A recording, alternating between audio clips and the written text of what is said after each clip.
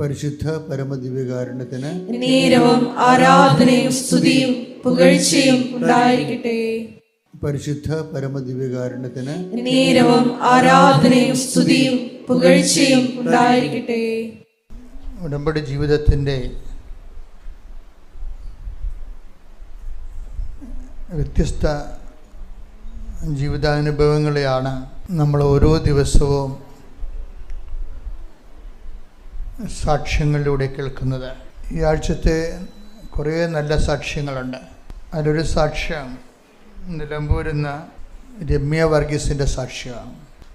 ഉടമ്പടി എപ്പോഴും നമ്മൾ ശ്രദ്ധിക്കേണ്ട കാര്യമാണ്, ഉടമ്പടി ജീവിതം കറക്റ്റാണെങ്കിൽ നമുക്ക് രണ്ട് കാര്യങ്ങളാണ് ഉടമ്പടിയിൽ നമുക്കൊരു വ്യക്തിക്ക് ബെനിഫിറ്റായിട്ട് വരണത്.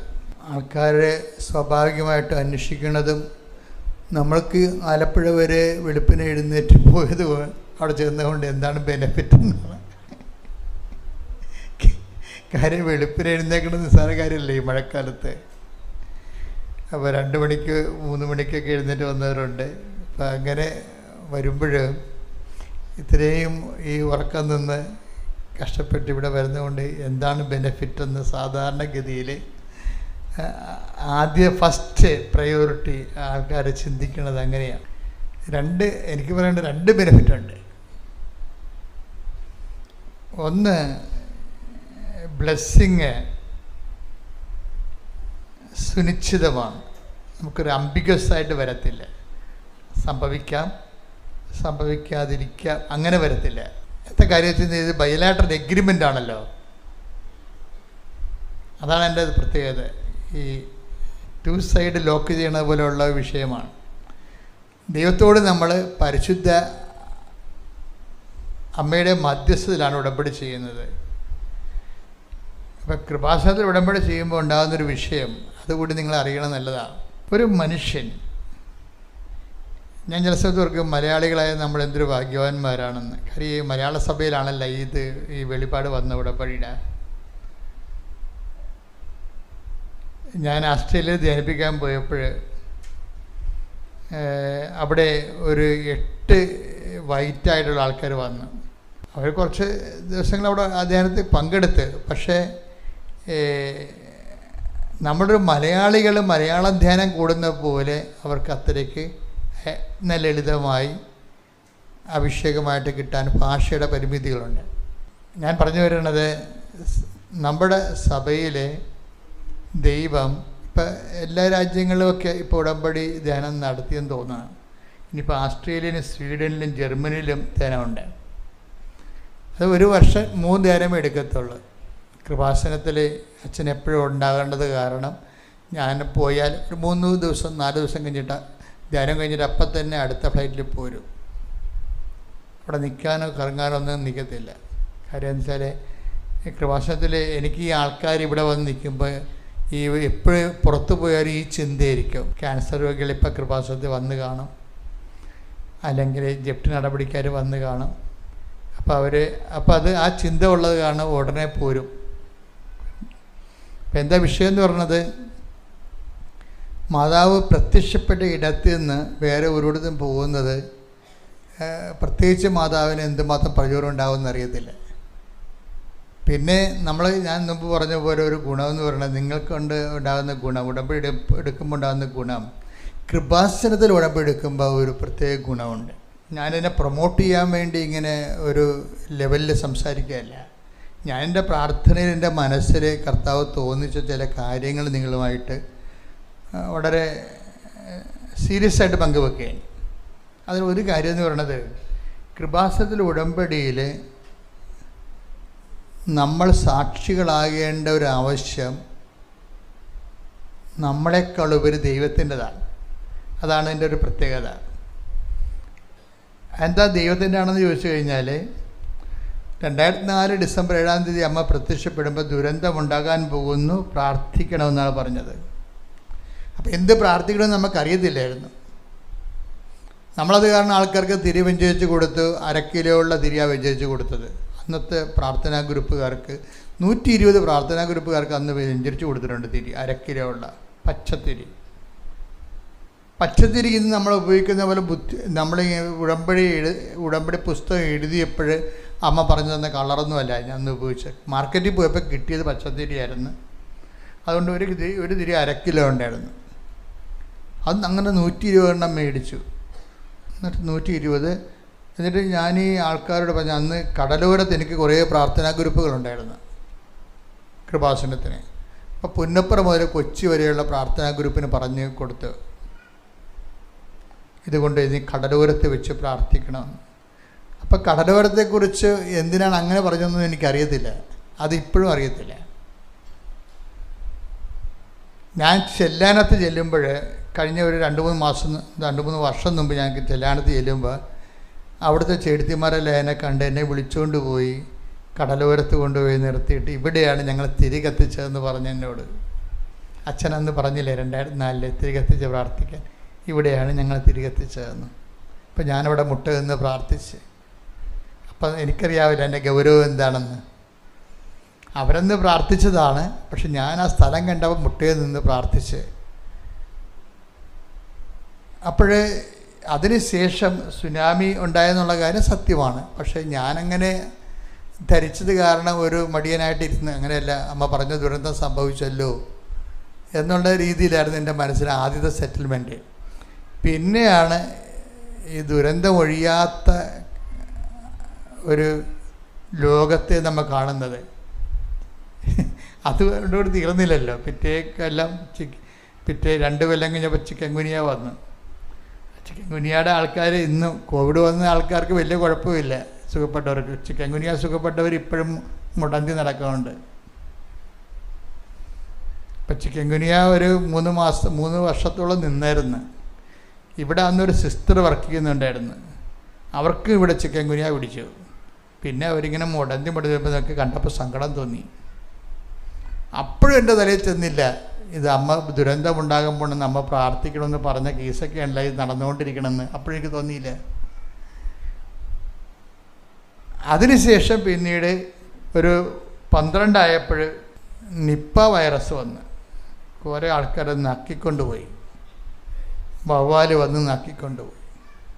അപ്പോൾ നമ്മളാരും മരിക്കാഞ്ഞ കാരണം നമുക്ക് ആർക്കും അത് ആ ടെൻഷനില്ല. പക്ഷേ മരിച്ച വീടുകൾ കേരളത്തിലുണ്ട്, എന്തുമാത്രം ഉണ്ടാവും. അവർക്ക് അതിൻ്റെ വേദന എന്താണെന്ന് മനസ്സിലാകും. ഇപ്പോഴും ഈ സാധനം ഇവിടെയൊക്കെ കറങ്ങി കിടക്കുകയാണ് കേരളത്തിൽ.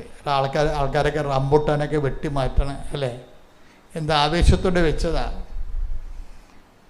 റംബുട്ടാനൊക്കെ എന്താ ആവേശത്തോടെയാണ് ആൾക്കാർ വെച്ചത്.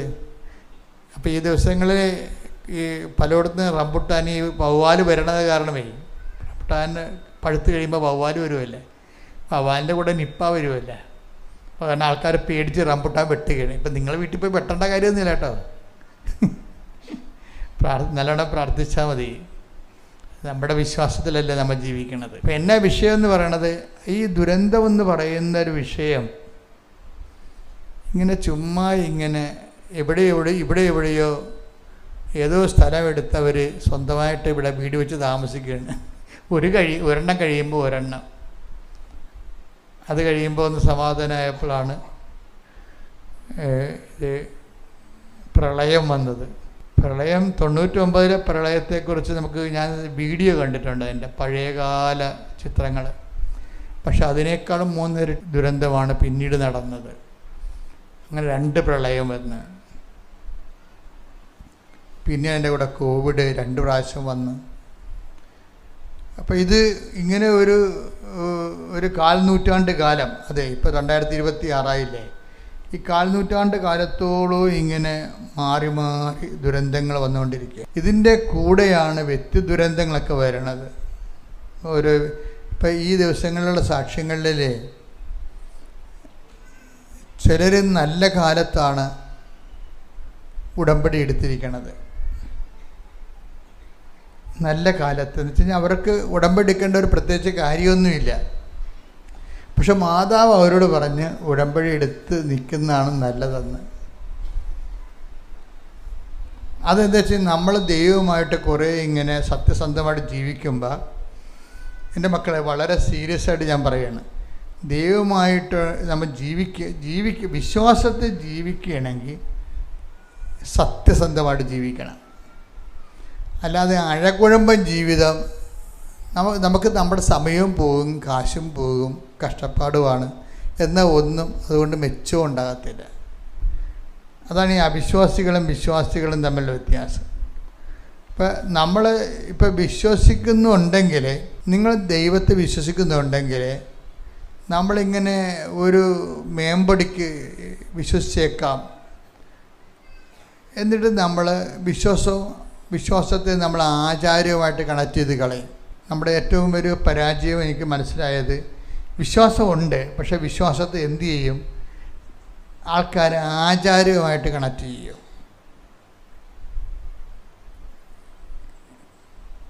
നമ്മുടെ ജീവിതത്തിൻ്റെ അന്തസത്യമായിട്ട് അതിന് കണക്ഷൻ ഇല്ല. അവിടെ കളവും വഞ്ചനയും തോന്നിവാസവും ദൈവഹിതം തിരയാത്ത, അന്വേഷിക്കാത്ത ജഡിക ജീവിതവുമായിട്ട് അത് പാരൽ ലൈഫായിട്ടാണ് പോണത് ആൾക്കാർ. പാരൽ ലൈഫ്, ഒരു ലൈഫ് ജഡിക ജീവിതത്തിൻ്റെ ലൗകികമായ ജീവിതവും അതിൻ്റെ കാഴ്ചപ്പാടുകളും അതിൻ്റെ ചിന്താപദ്ധതികളും, ഒരു വശത്ത് അതിനെ സപ്പോർട്ട് ചെയ്യാൻ വേണ്ടി ദൈവത്തിനെ കൂട്ടുപിടിക്കാൻ വേണ്ടി കുറേ ആചാരങ്ങളും ആ ആചാരങ്ങളുടെ വഴിയെ ഒരു ലൈൻ പോകും. അപ്പോൾ ഒരിക്കലും ഈ അന്തസത്തയായിട്ടുള്ള ആത്മീയ അന്തസത്തയുള്ള ജീവിതവും എന്ന് പറഞ്ഞ സംഭവത്തെക്കുറിച്ച് നമ്മളങ്ങനെ അധികം ആലോചിക്കപ്പെടുന്നില്ല. നമ്മൊരു ഭൗതിക ജീവിതമാണ് നമുക്കുള്ളത്, ആൾക്കാർ സാധാരണ ജീവിക്കണത്. ഇപ്പുറത്തുള്ളത് ആചാര ജീവിതമാണ്. അപ്പോൾ ഈ ആചാര ജീവിതം എന്തിനാണെന്ന് ചോദിച്ചു കഴിഞ്ഞാൽ ഭൗതിക ജീവിതത്തിൻ്റെ മെച്ചപ്പെടുത്തലിന് വേണ്ടിയാണ്. ഇതുകൊണ്ട് ദൈവത്തിരുസന്നിധി മൂല്യം കുറഞ്ഞു പോകുന്നു മനുഷ്യന്. അത് ഒരു വല്ലാത്ത ഒരു അവസ്ഥയാണ്. എന്താണ് ഞാനിപ്പോൾ അച്ഛനായിട്ട് 40 വർഷം, ഉടമ്പടിയുടെ 15 അപ്പോൾ 11-ാം വർഷം, ഉടമ്പടിയുടെ 11-ാം വർഷം. ഈ ഉടമ്പടിയുടെ 11-ാം വർഷവും സുവിശേഷ വേലയുടെ 40-ാം വർഷവും പൂർത്തിയാക്കിയിട്ട് ഞാനങ്ങനെ നിൽക്കുമ്പോൾ എൻ്റെ മനസ്സിൽ വരുന്ന ഏറ്റവും വലിയൊരു വിഷയം, ഈ മനുഷ്യന്മാർക്കുള്ളതെന്ന് പറയുന്നത് ഒരു ലോക ജഡിക ജീവിതമാണ്. ആൾക്കാർ പിന്നെ ചെയ്യണമെന്ന് പറയണത്, ഈ ജഡിക ജീവിതത്തിൽ നമ്മുടെ ചില പരാജയങ്ങൾ വരുമ്പോൾ ആചാര ജീവിതം അതിൻ്റെ അകത്ത് ഒരു സപ്പോർട്ടിന് വേണ്ടി എടുക്കും. ഒരു സപ്പോർട്ടാണ് ഉദ്ദേശിക്കുന്നത്. ആചാര ജീവിതം കൊണ്ട് ആത്മീയത എന്ന് പറയുന്നത് ഇവിടെ മലയാളികൾക്ക് ആചാരമാണ്. ആത്മീയത എന്ന് പറയുന്ന സംഭവം ഇല്ല നമുക്ക്. അതിന് പകരം ഒരു ആചാരങ്ങളുടെ എന്തോ ആകത്തുകയാണ് ആയിട്ടാണ് ആത്മീയതയായിട്ട് നമ്മൾ കൊണ്ടു നടക്കുന്നത്. അപ്പോൾ ഇങ്ങനെ വരുമ്പോൾ എന്താ വിഷയം എന്ന് പറയുമ്പോൾ, എന്താണ് കുഴപ്പമെന്ന് നിങ്ങൾ എന്നോട് ചോദിച്ചാൽ ഞാൻ പറയും, ദൈവതിരുസന്നിധിയിൽ മൂല്യം കുറഞ്ഞു പോകും. അതാണ് വിഷയം. കാരണം ദൈവം ജീവിതത്തിൽ കക്ഷിയല്ല. ദൈവം ജീവിതത്തിൽ നമ്മുടെ ജീവിതത്തിൽ ഡയറക്റ്റ് കക്ഷിയല്ല. നമ്മളത് അനുവദിക്കത്തുമില്ല. പണ്ട് ലെഗ്യോൻ വന്നപ്പോൾ, കർത്താവ് അടുത്ത് വന്നപ്പോൾ ലെഗ്യോൻ ചോദിച്ചില്ലേ? എന്താ ചോദിച്ചത്? നിനക്ക് എന്താണ് എൻ്റെ കാര്യത്തിൽ നീ എന്തിന് ഇടപെടുന്നു? അത് നിസ്സാര ചോദ്യമല്ല, വലിയ ഗുരുതരമായൊരു ചോദ്യമാണ്. Take the word of God. സ്തുതിക്കട്ടെ. ഹല്ലേലൂയ, ഹല്ലേലൂയ, ഹല്ലേലൂയ, ഹല്ലേലൂയ, ഹല്ലേലൂയ. യേശുവേ നന്ദി. ഹല്ലേലൂയ, ഹല്ലേലൂയ, ഹല്ലേലൂയ, ഹല്ലേലൂയ, ഹല്ലേലൂയ, ഹല്ലേലൂയ. യേശുവേ ആരാധന, ആരാധന, ആരാധന, ആരാധന.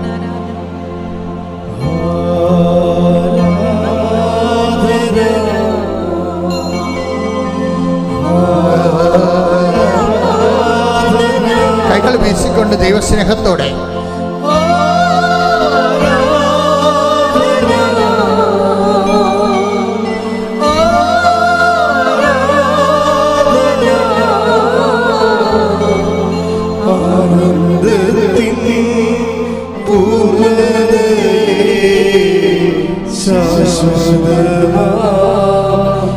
സന്തോഷമേ ആനന്ദത്തിൻ പൂർണ്ണതേ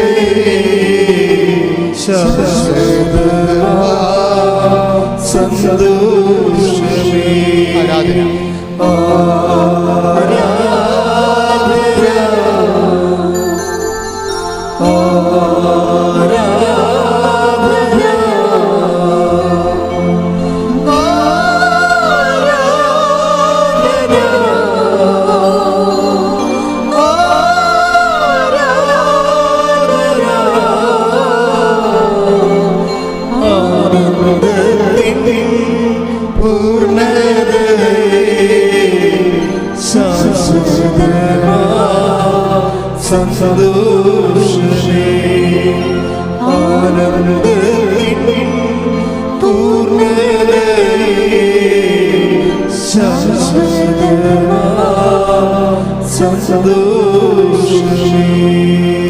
Praise the Lord. Praise the Lord.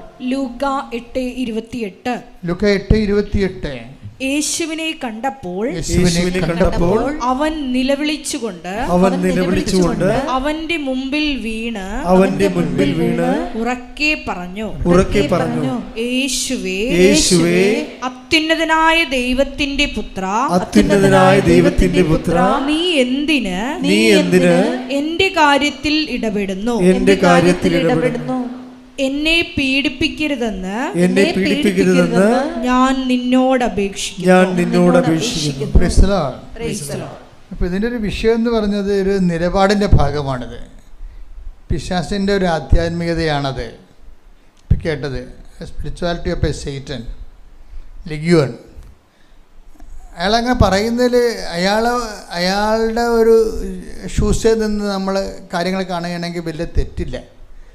ഒരു ഡീസൻറ്റ് മനുഷ്യനാണ് ഈ ചെകുത്താൻ എന്ന് പറഞ്ഞ ആൾ. എന്താ കാര്യം, അയാളെ ഒരു കാര്യം പറയുന്നുണ്ട്, യേശുവേ മഹോന്നതനായ ദൈവത്തിൻ്റെ പുത്ര. അത് കണ്ട അവിടെ നിന്ന് ദൈവത്തിൻ്റെ മഹത്വത്തിലൊന്നും പുള്ളി പാര വെക്കുന്നൊന്നുമില്ല.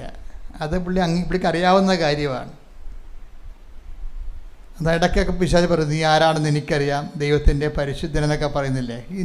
ഈ നോസ് ആളിന് ആ കാര്യങ്ങൾ അറിയാം. പക്ഷേ ഇവിടെ പ്രോബ്ലം എന്ന് വെച്ച് കഴിഞ്ഞാൽ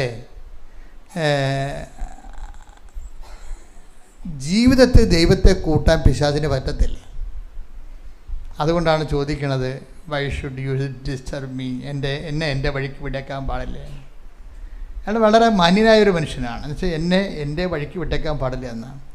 ഇത് പൊതുവെ മനുഷ്യരുടെ ആധ്യാത്മികതയുടെ ഒരു അലകം പിടിയും ആകുന്നുണ്ട്. വെച്ചാൽ നമ്മളുടെ കുത്തിത്തിരിപ്പുകളും കുന്നായ്മകളും അതുപോലെ തന്നെ കള്ള കച്ചവടങ്ങളും അതുപോലെ തന്നെ ഉള്ള പലതരത്തിലുള്ള രഹസ്യ ജീവിതങ്ങളെല്ലാം കൂടി അത് ആ വഴി അങ്ങനെ പോകും.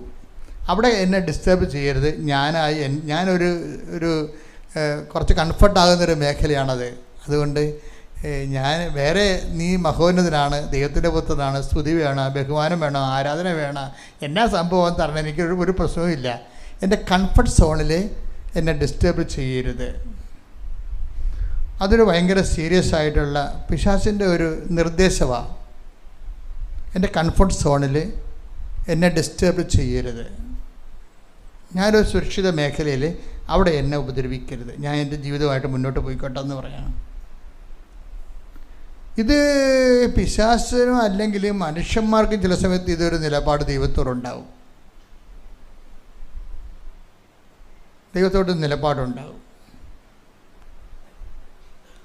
അപ്പം ഈ ഉടമ്പടിയുടെ വഴിക്ക് പോകും. പക്ഷേ നമ്മൾ ചിലപ്പോൾ അനിയൻ്റെ സ്വത്ത ചേട്ടൻ്റെ സ്വത്ത നമ്മുടെ വീടിൻ്റെ മുറ്റത്തുണ്ടെങ്കിൽ അത് എടുക്കത്തുമില്ല, നമ്മൾ വിൽക്കാൻ അനുവദിക്കത്തുമില്ല. അതാണ് വിഷയം. അവന് അത് വിറ്റിട്ട് ചിലപ്പോൾ വീട് വെക്കുക, വീട് മേടിക്കുകയോ അല്ലെങ്കിൽ മക്കളെ പഠിപ്പിക്കുകയോ എന്തെങ്കിലും വേണ്ടി വരും. നമ്മുടെ അപ്പൻ ഉടമ്പടി ചെയ്തപ്പോൾ നമ്മുടെ വെയിലിളകത്താണ് അവൻ്റെ വസ്തു കിടക്കുന്നത്. അത് നമ്മൾ മാന്യമായ വിലക്ക് എടുക്കത്തുമില്ല, അത് കൊടുക്കാൻ അനുവദിക്കത്തുമില്ല. ഉടമ്പടി വഴിക്ക് പോവുകയും ചെയ്തുകൊണ്ടിരിക്കും. ഇതാണ് കംഫർട്ട് സോണെന്ന് ഞാൻ പറയുമ്പോൾ മനസ്സിലായില്ല നിങ്ങൾക്ക്? ഇതാണ് കംഫർട്ട് സോണെന്ന് പറയണത്. ദൈവം ഇടപെടേണ്ട മേഖലയിൽ ദൈവത്തിന് ഇടപെടുത്തത്തില്ല. പിന്നെ അങ്ങനെ വന്ന് പ്രാർത്ഥിച്ച് കാര്യങ്ങളൊക്കെ കേട്ട് കുറച്ച് കാര്യങ്ങൾ എഴുതിയിട്ട് അത് ഉടമ്പടിയുടെ വഴിക്ക് പോകും.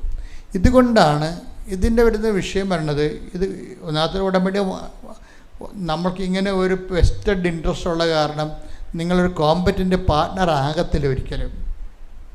നിങ്ങൾക്കിങ്ങനെ ദൈവത്തിന് നിരക്കാത്ത കുറച്ച് ചിന്താഗതികൾ മനസ്സിലുള്ളത് കാരണം, ആ വഴിക്ക് നിങ്ങൾ ജീവിക്കുന്ന കാരണം നിങ്ങൾക്ക് ഉടമ്പടി ചെയ്യാൻ വോട്ട് ചെയ്യുന്നില്ല. ആൾക്കാർ പോയി വോട്ട് ചെയ്യുന്നുണ്ട്.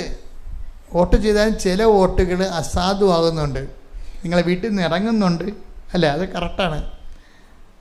നിങ്ങളുടെ കയ്യിൽ വോട്ട് ചെയ്യാനുള്ള അധികാരമുണ്ട്, അർഹതയുണ്ട്, അതിൻ്റെ കാർഡുണ്ട്, അത് കാണിക്കുന്നുണ്ട്, കമ്പ്യൂട്ടർ അക്സെപ്റ്റ് ചെയ്യുന്നുണ്ട്, നിങ്ങൾക്ക് ബാലറ്റ് പേപ്പർ തരുന്നുണ്ട്, നിങ്ങളിവിടെ കൊണ്ടുവന്ന് വോട്ട് ചെയ്യുന്നുണ്ട്. പക്ഷേ എന്തോ കാര്യങ്ങൾ ഈ സാധനം അസാധുവായിപ്പോയി. ഇതുപോലെ ഉടമ്പടികൾ, അസാധു ഉടമ്പടികളുണ്ട് ഒത്തിരി. അതെപ്പോഴും നമ്മൾ നോക്കണം. ഞാൻ വന്ന് പുതുക്കി എന്ന് പറഞ്ഞാൽ അതൊരു യാന്ത്രികമായ ഒരു ഏർപ്പാടാണ്. ചിലർക്ക് പുതുക്കണ ഒരു യാന്ത്രികമായ ഏർപ്പാട്. ആലപ്പുഴ വരിക, പത്രം കൊണ്ട് കുറച്ച് ഗ്ലാസ് കയറ്റുക, ആ പത്രം കൊണ്ട് കാണിക്കുക, ഒപ്പിട്ട് മേടിക്കുക, സന്തോഷമായിട്ട് പോവുക. അപ്പം ഞാനൊരു 3 പുതുക്കൽ കഴിയുമ്പോൾ ഞാൻ ചോദിക്കും, സാക്ഷിയൊന്നും ആയില്ലേ? അപ്പോൾ അവർ വളരെ കൂളായിട്ട് ഒന്നും ആയില്ല അച്ഛാന്ന് പറയും. ആകാൻ സാധ്യതയില്ല, വണ്ടി വിട്ടേക്കാൻ പറയും. ആകാൻ സാധ്യതയില്ല. കാര്യം എന്താ കാര്യം? എന്നോട് അമ്മ ആദ്യമേ പറഞ്ഞത് എന്താണ്? ഉടമ്പടി ഉടനടി പരിഹാരം എന്നാണ് പറഞ്ഞത്. അങ്ങനെ അനേക ആയിരങ്ങൾക്ക് അമ്മ ഉടനടി പരിഹാരം കൊടുക്കുന്നുണ്ട്. പിന്നെ നിനക്കെന്തുകൊണ്ടാണ് 3 പുതുക്കിയിട്ട് ഉടമ്പടി ശരിയാകാത്തത്? അപ്പം നീ അത് ശരിയാക്കാഞ്ഞിട്ടാണ്, വേറെ പ്രശ്നമൊന്നുമില്ല. നീ അത് ശരിയാക്കാഞ്ഞിട്ടാണ്. ഒരു കാര്യം എൻ്റെ സഹോദരൻ, കുറേ ആൾക്കാർ നല്ല തടവറയിലാണ്. അവർക്ക് ദൈവം നേരിട്ട് വന്നാലേ അവർ രക്ഷപ്പെടത്തുള്ളൂ. എന്താ കാര്യം വെച്ചാൽ, നിങ്ങൾ ഈ ഉടമ്പടി എടുത്തിട്ടും, ഒന്നാമത് ബൈബിളിൻ്റെ രീതി നിങ്ങൾക്ക് അറിയാവില്ല. ഇത് ശത്രുവിന് ഒരിക്കലും ശത്രുവായിട്ട് നിലനിർത്തിയാൽ ബൈബിള് ആ വഴിക്ക് പിന്നെ വരത്തില്ല. അതാണ് വിഷയം. നിങ്ങൾക്ക് 3 ഉടമ്പടി പുതുക്കിയിട്ട് നിങ്ങൾക്ക് ശത്രു ഉണ്ടെന്നുണ്ടെങ്കിൽ നിങ്ങൾക്ക് ഉടമ്പടിക്കല്ല ഒന്നിനും നിങ്ങളെ കൊള്ളത്തില്ലെന്ന് എൻ്റെ അർത്ഥം. ഉടമ്പടിക്ക് മാത്രമല്ല, ദൈവമായിട്ടുള്ള ഒരു പരിപാടിക്കും നിങ്ങളെ കൊള്ളത്തില്ലെന്ന് എൻ്റെ അർത്ഥം.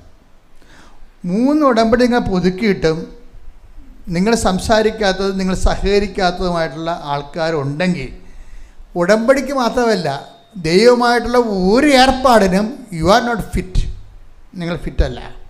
പ്രാർത്ഥിക്കുക, കർത്താവായ ദൈവമേ,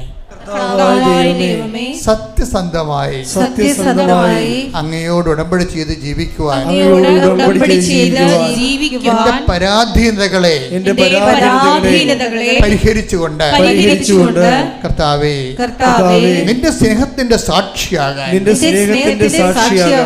എന്നെ അഭിഷേകം ചെയ്യണമേ.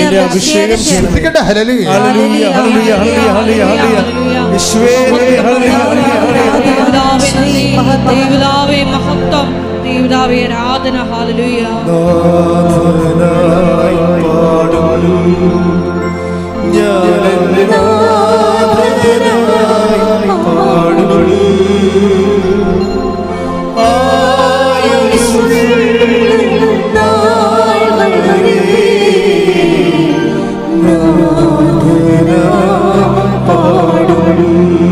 ഒരുമിച്ച് പാടുക എല്ലാവരും.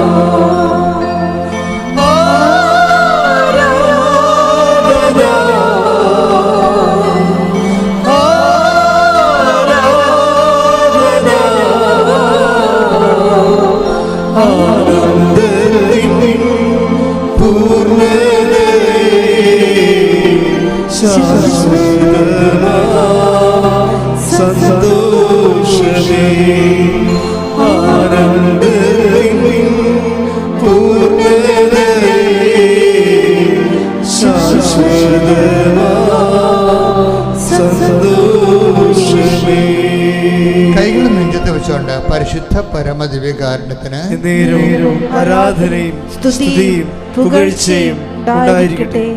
ഹൃദയ സന്തോഷത്തോടെ പരിശുദ്ധ പരമദിവ്യകാരുണ്യത്തിന് ആരാധനയും സ്തുതിയും പുകഴ്ചയും ദിവ്യകാരുണ്യത്തോടുള്ള ഭക്തിയോടെ പരിശുദ്ധ പരമദിവ്യകാരുണ്യത്തിന് ആരാധനയും സ്തുതിയും പുകഴ്ചയും ഒരുമിച്ച് പാടുക. ആനന്ദത്തിൽ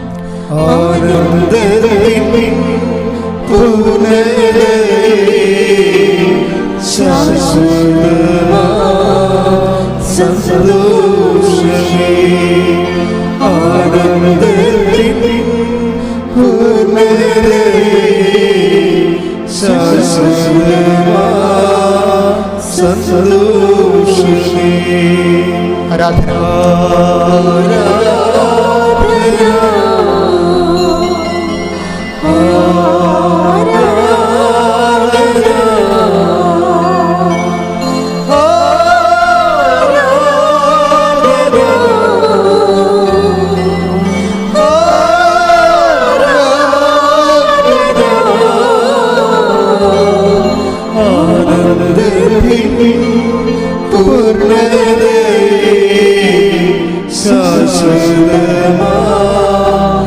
സന്തോഷമേ ആനന്ദത്തിൻ പൂർണ്ണതേ ശാശ്വതമാ സന്തോഷമേ. പരിശുദ്ധ പരമദിവ്യകാരുണ്യത്തിന് എൻ്റെ പ്രിയപ്പെട്ടവരെ, നിങ്ങൾ വളരെ ഭാഗ്യപ്പെട്ടവരാണ്. കാര്യം നമ്മൾ രാവിലെ വെളുപ്പാങ്കാലത്തെ ഒരു ആരാധന നടത്തുകയാണ് കർത്താവിൻ്റെ തിരുസന്നിധിയിൽ. എന്തൊരു ഭാഗ്യമാണത്.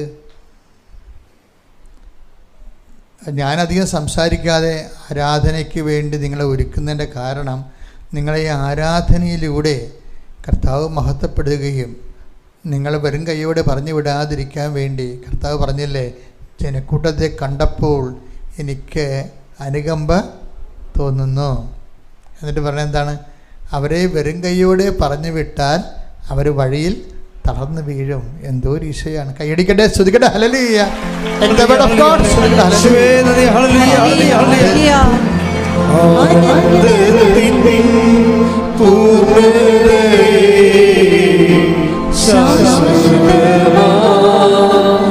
സന്തോഷമേ ആനന്ദത്തിൻ പൂർണ്ണതേ ശാശ്വതമാ സന്തോഷമേ.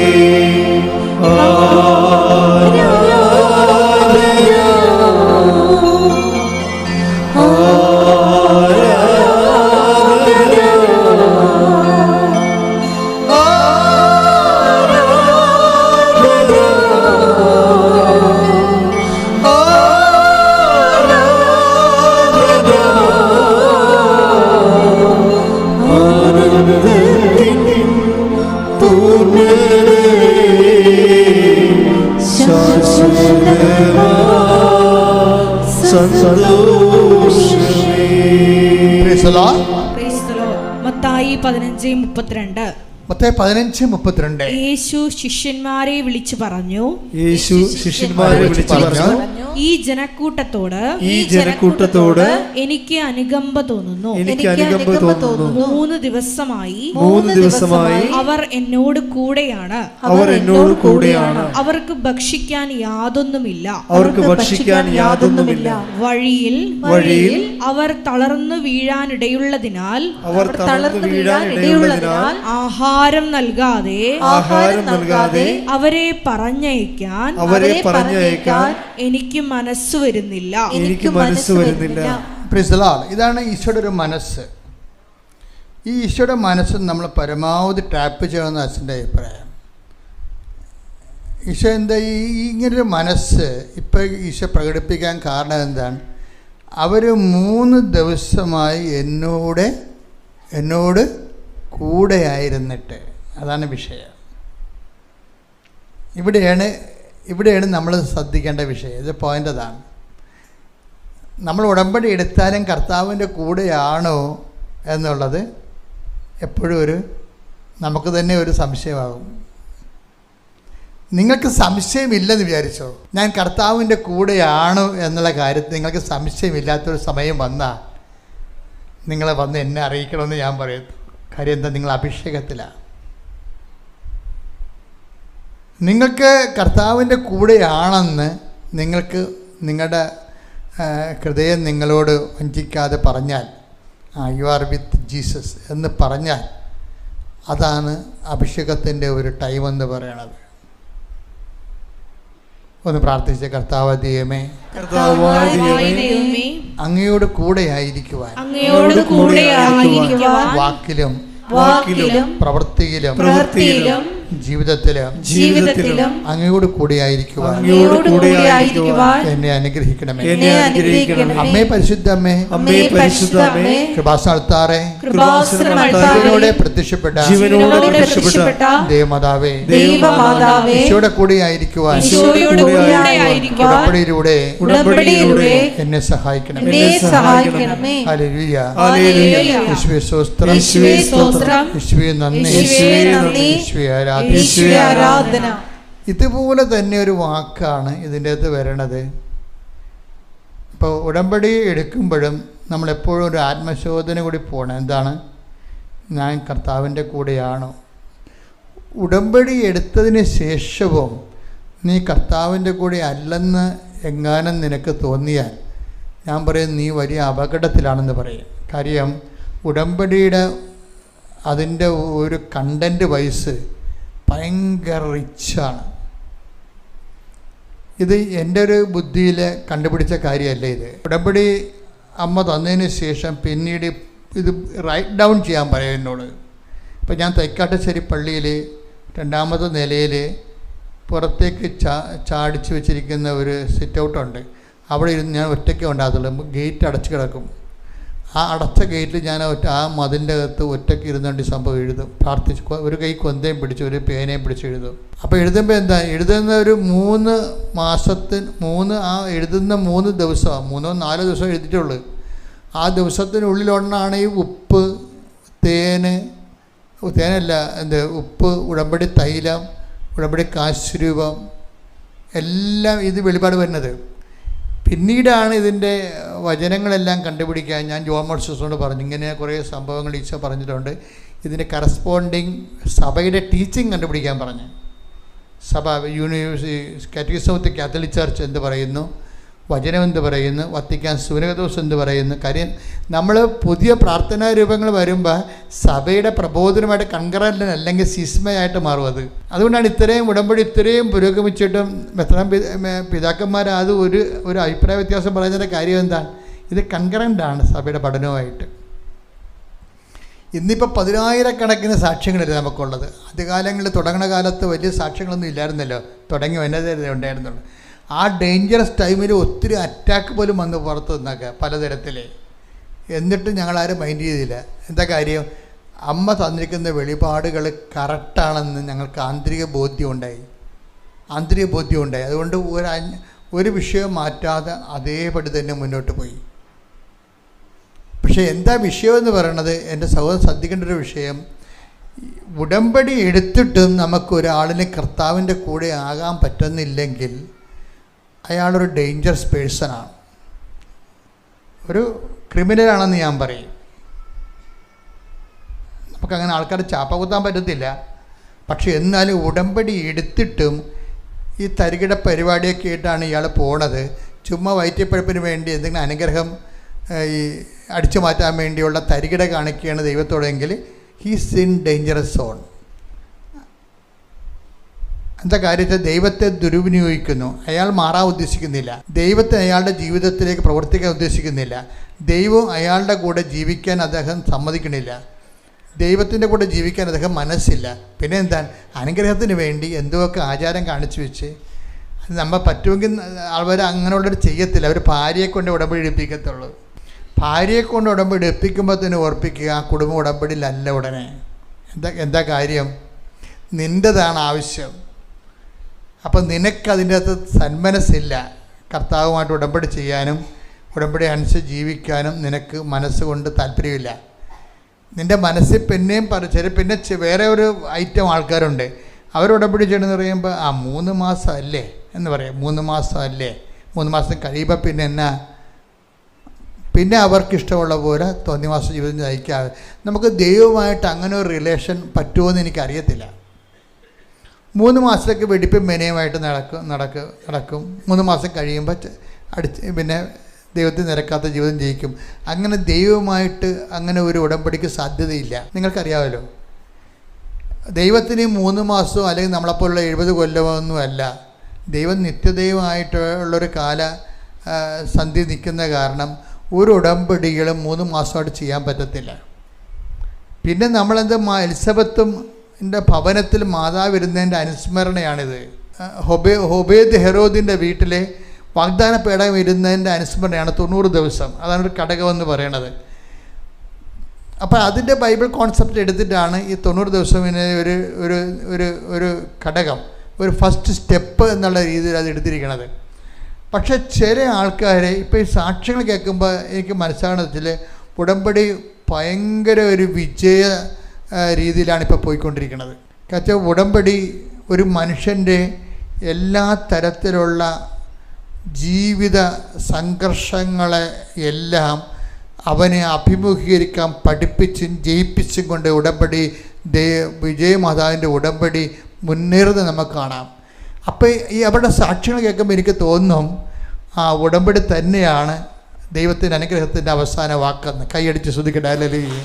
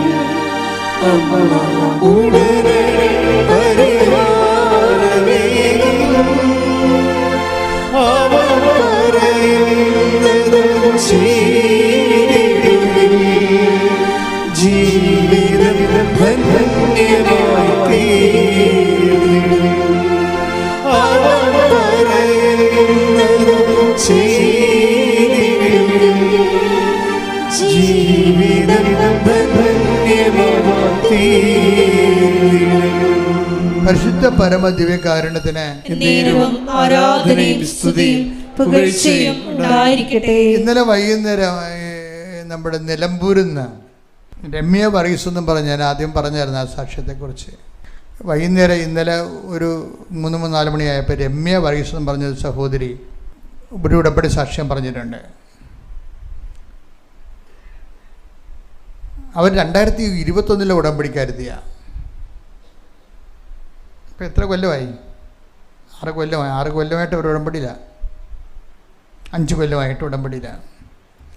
ഇനി ഈ രമ്യ വർഗീസ് ഇവിടെ ആദ്യം വരുമ്പോൾ ഹസ്ബൻഡിന് ഗുരുതരമായ രോഗമാണ്. ഇന്നലെ സാക്ഷ്യം അങ്ങനെ പറഞ്ഞു. എനിക്ക് ഇവരെ അറിയത്തില്ല, സാക്ഷ്യം കേട്ടപ്പോൾ ഞാൻ ശ്രദ്ധിച്ചെന്നേ ഉള്ളൂ. അപ്പോൾ അതിനുശേഷം അവർ പറഞ്ഞത് അച്ഛനെ ഞാൻ ഭർത്താവുമായിട്ട് വന്ന് കണ്ടു അത്താറയിൽ.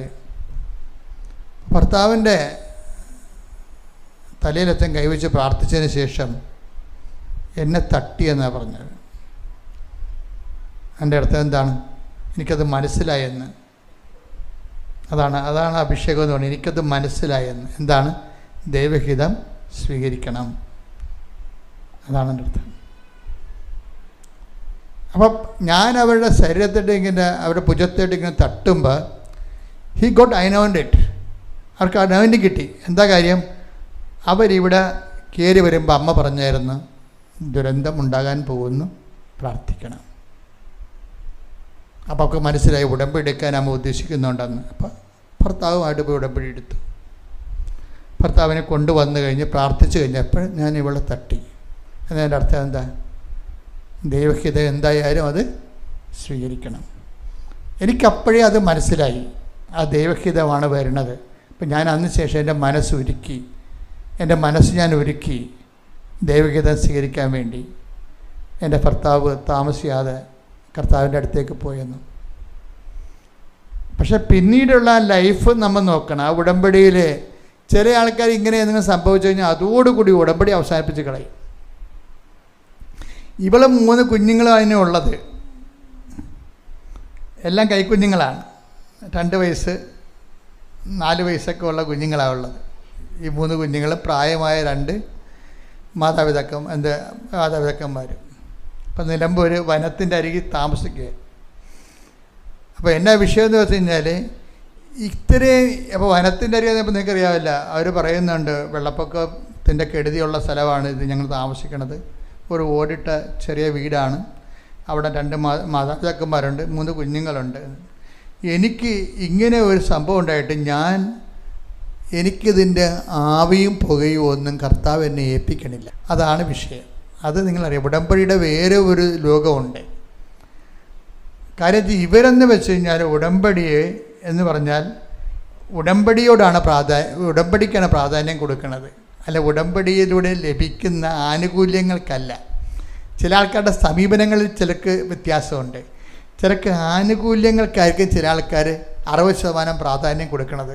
എന്നിട്ട് ആൾക്കാർ നോക്കും, അത് വിളിച്ചില്ലല്ലോ, അവർ വിളിച്ചില്ലല്ലോ, ഓഫർ ലെറ്റർ വന്നില്ലല്ലോ, എന്നിട്ട് മകനെ വിളിച്ച് ചോദിക്കും നിൻ്റെ വിസ റെഡിയായ, എൻ്റെ വിസ പുതുക്കി കിട്ടിയ. അപ്പോൾ ആനുകൂല്യങ്ങളെ ഓർത്ത് ഓവർ ആങ്ഷ്യസ് ആകുന്ന ആൾക്കാരുണ്ട്. അതെപ്പോഴും നമ്മൾ ശ്രദ്ധിക്കണം. അത് നിങ്ങളെ തെറ്റാണെന്ന് ഞാൻ പറയുകയല്ല, നിങ്ങൾക്ക് അറിയാൻ പാടില്ലാത്തത് കൊണ്ടാണ് വിഷയം. അറിയാൻ പാടില്ലാത്തത് കൊണ്ട്. കാര്യം നമ്മൾ ആനുകൂല്യങ്ങൾക്ക് അമിത പ്രാധാന്യം കൊടുത്ത് നമ്മൾ ഇൻട്രാക്ട് ചെയ്ത ദൈവമായിട്ട് നമുക്ക് ഒരു സ്മൂത്ത് ഈസി ആയിട്ടുള്ള ഒരു ജീവിതം പറ്റത്തില്ല. അതാണ് വിഷയം. കാര്യം എന്താ, നിങ്ങൾ ദൈവത്തിനല്ല പ്രാധാന്യം കൊടുക്കുന്നത്, പിന്നെ എന്തിനാ ആനുകൂല്യങ്ങൾക്കാണ്. ജപ്തി നടപടി മാറിയെന്ന് നിങ്ങൾക്കറിയാമല്ലോ. എന്തെല്ലാം മാറിയ ഒരു ഭർത്താവ് തന്നെ കയ്യിൽ നിന്ന് പോയി, എന്നിട്ടും കർത്താവ് കൂടെ ഉള്ളത് കൊണ്ട് അവൾ ആ സംഗീതമൊക്കെ പറയുന്നുണ്ട്. എന്താണ്, എനിക്ക് കർത്താവ് പിന്നെ കൂടെ വചനം തരാൻ തുടങ്ങി. എന്താണ് ഐസയ 55:4 എന്ന് 54:5 അതാണ്. അത് ഞാൻ എപ്പോഴും പറഞ്ഞുകൊണ്ടിരിക്കുമെന്ന്. എന്താ കാര്യം, എൻ്റെ ഭർത്താവ് പിരിഞ്ഞതിന് ശേഷം എൻ്റെ കർത്താവ് എന്നോട് സംസാരിച്ച വചനമാണതെന്ന്. ശ്രദ്ധിക്കട്ടെ. ഹല്ലേലൂയ.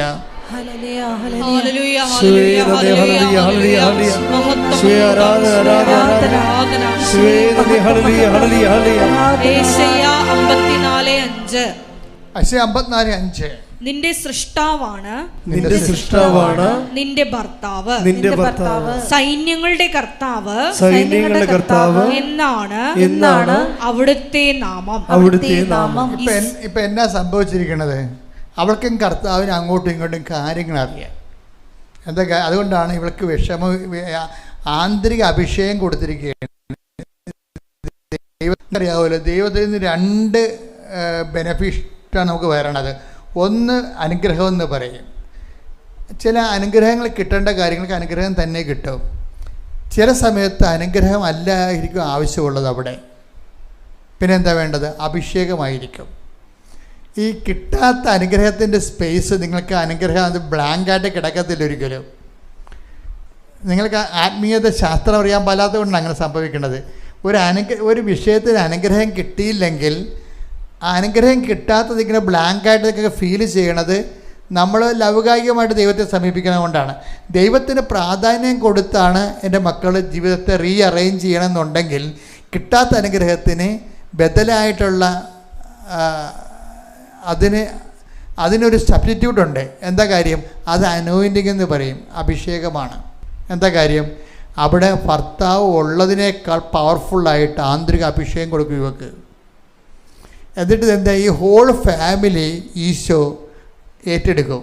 അതൊരു വല്ലാത്ത ഏറ്റെടുപ്പാണ്, ഒരു വല്ലാത്ത ഏറ്റെടുപ്പ്. ഈ 3 കുഞ്ഞുങ്ങളെ കൊണ്ട് ഇവിടെ സ്കൂളിൽ കൊണ്ട് ആക്കാൻ വേണ്ടി ചെല്ലുമ്പോൾ, മുത്തനെ കൊണ്ട് ആക്കാൻ വേണ്ടി അമ്മയും കുഞ്ഞുങ്ങളും കൂടി പോകുമ്പോൾ ചിലർ പരിചയക്കാർ ചോദിക്കും, അവരെ അധികം പരിചയമില്ലാത്തവരായിരിക്കും, അങ്ങനെയല്ല, അവരറിയാൻ പാടില്ലാത്തവർ ചോദിക്കും ഭർത്താവില്ലേ എന്ന് ചോദിക്കും. അപ്പോൾ പറയും ഭർത്താവ് മരിച്ചുപോയി. വളരെ കൂളായിട്ട് അവരത് പറയും, അത് ഭർത്താവ് മരിച്ചുപോയി എന്നുള്ള കാര്യം.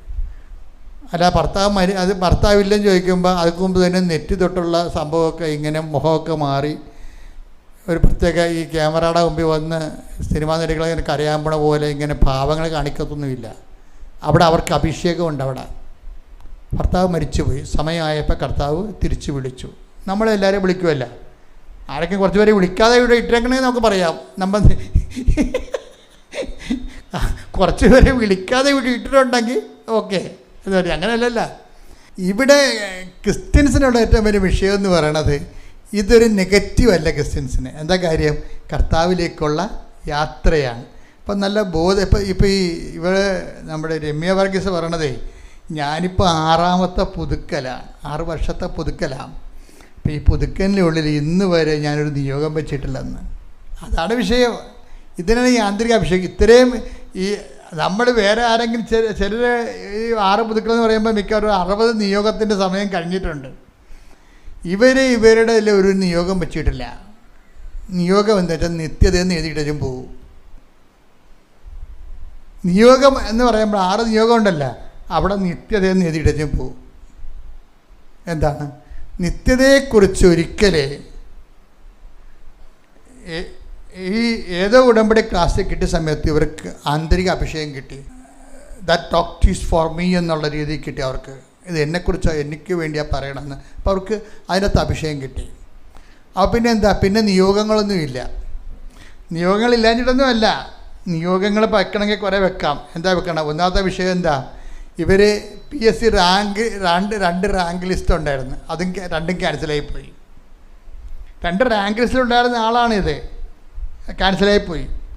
എന്നിട്ടും എനിക്ക് അടുത്ത റാങ്ക് ലിസ്റ്റ് കയറാമെന്ന് പറഞ്ഞ് നിയോഗം വെച്ചിട്ടില്ല. ഉടമ്പടി വെച്ചിരിക്കുന്നത്, നിയോഗം വെച്ചിരിക്കുന്നത് ഇതുമായിട്ടാണ്. എന്തുമായിട്ടാണ് വെച്ചിരിക്കുന്നത്? എന്താ വെച്ചിരിക്കുന്നത്? നിത്യതയുമായിട്ടാണ് വെച്ചിരിക്കുന്നത്. എന്നിട്ട് ഇവർക്ക് നിത്യത വെച്ച് കഴിഞ്ഞാലുള്ള ഗുണമെന്നറിയാവോ? നമുക്ക് നിങ്ങളുടെ അറിയേണ്ട ഒരു ആത്മീയ രഹസ്യമുണ്ട്. ഈ നിത്യതയോട് പ്രേമം വന്നു കഴിഞ്ഞാൽ ഓട്ടോമാറ്റിക്കായിട്ട് ഈ ആത്മീയത സ്വിച്ച് ഓവർ ചെയ്യും. ആരുമായിട്ട്? പിതാവുമായിട്ട് സ്വിച്ച് ഓവർ ചെയ്യും.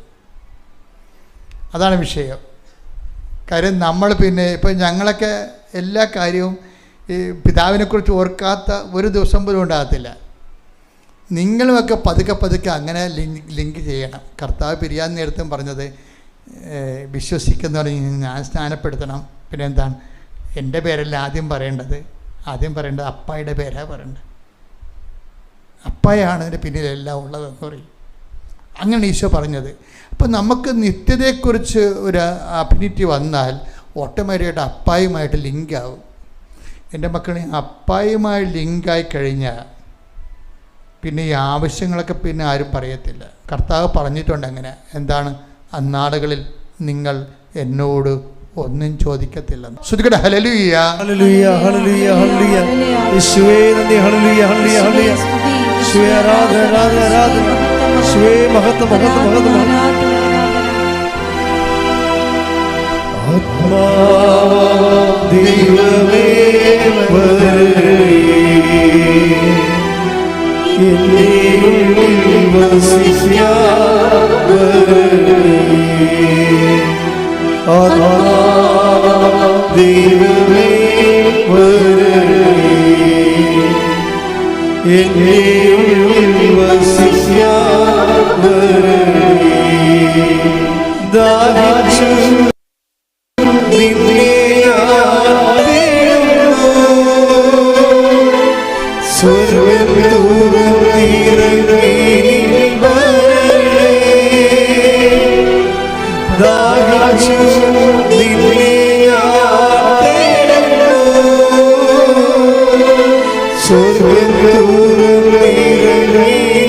വരണേ. ദൈവമേ വരണേ, എന്നിൽ വസിക്കാൻ വരണേ.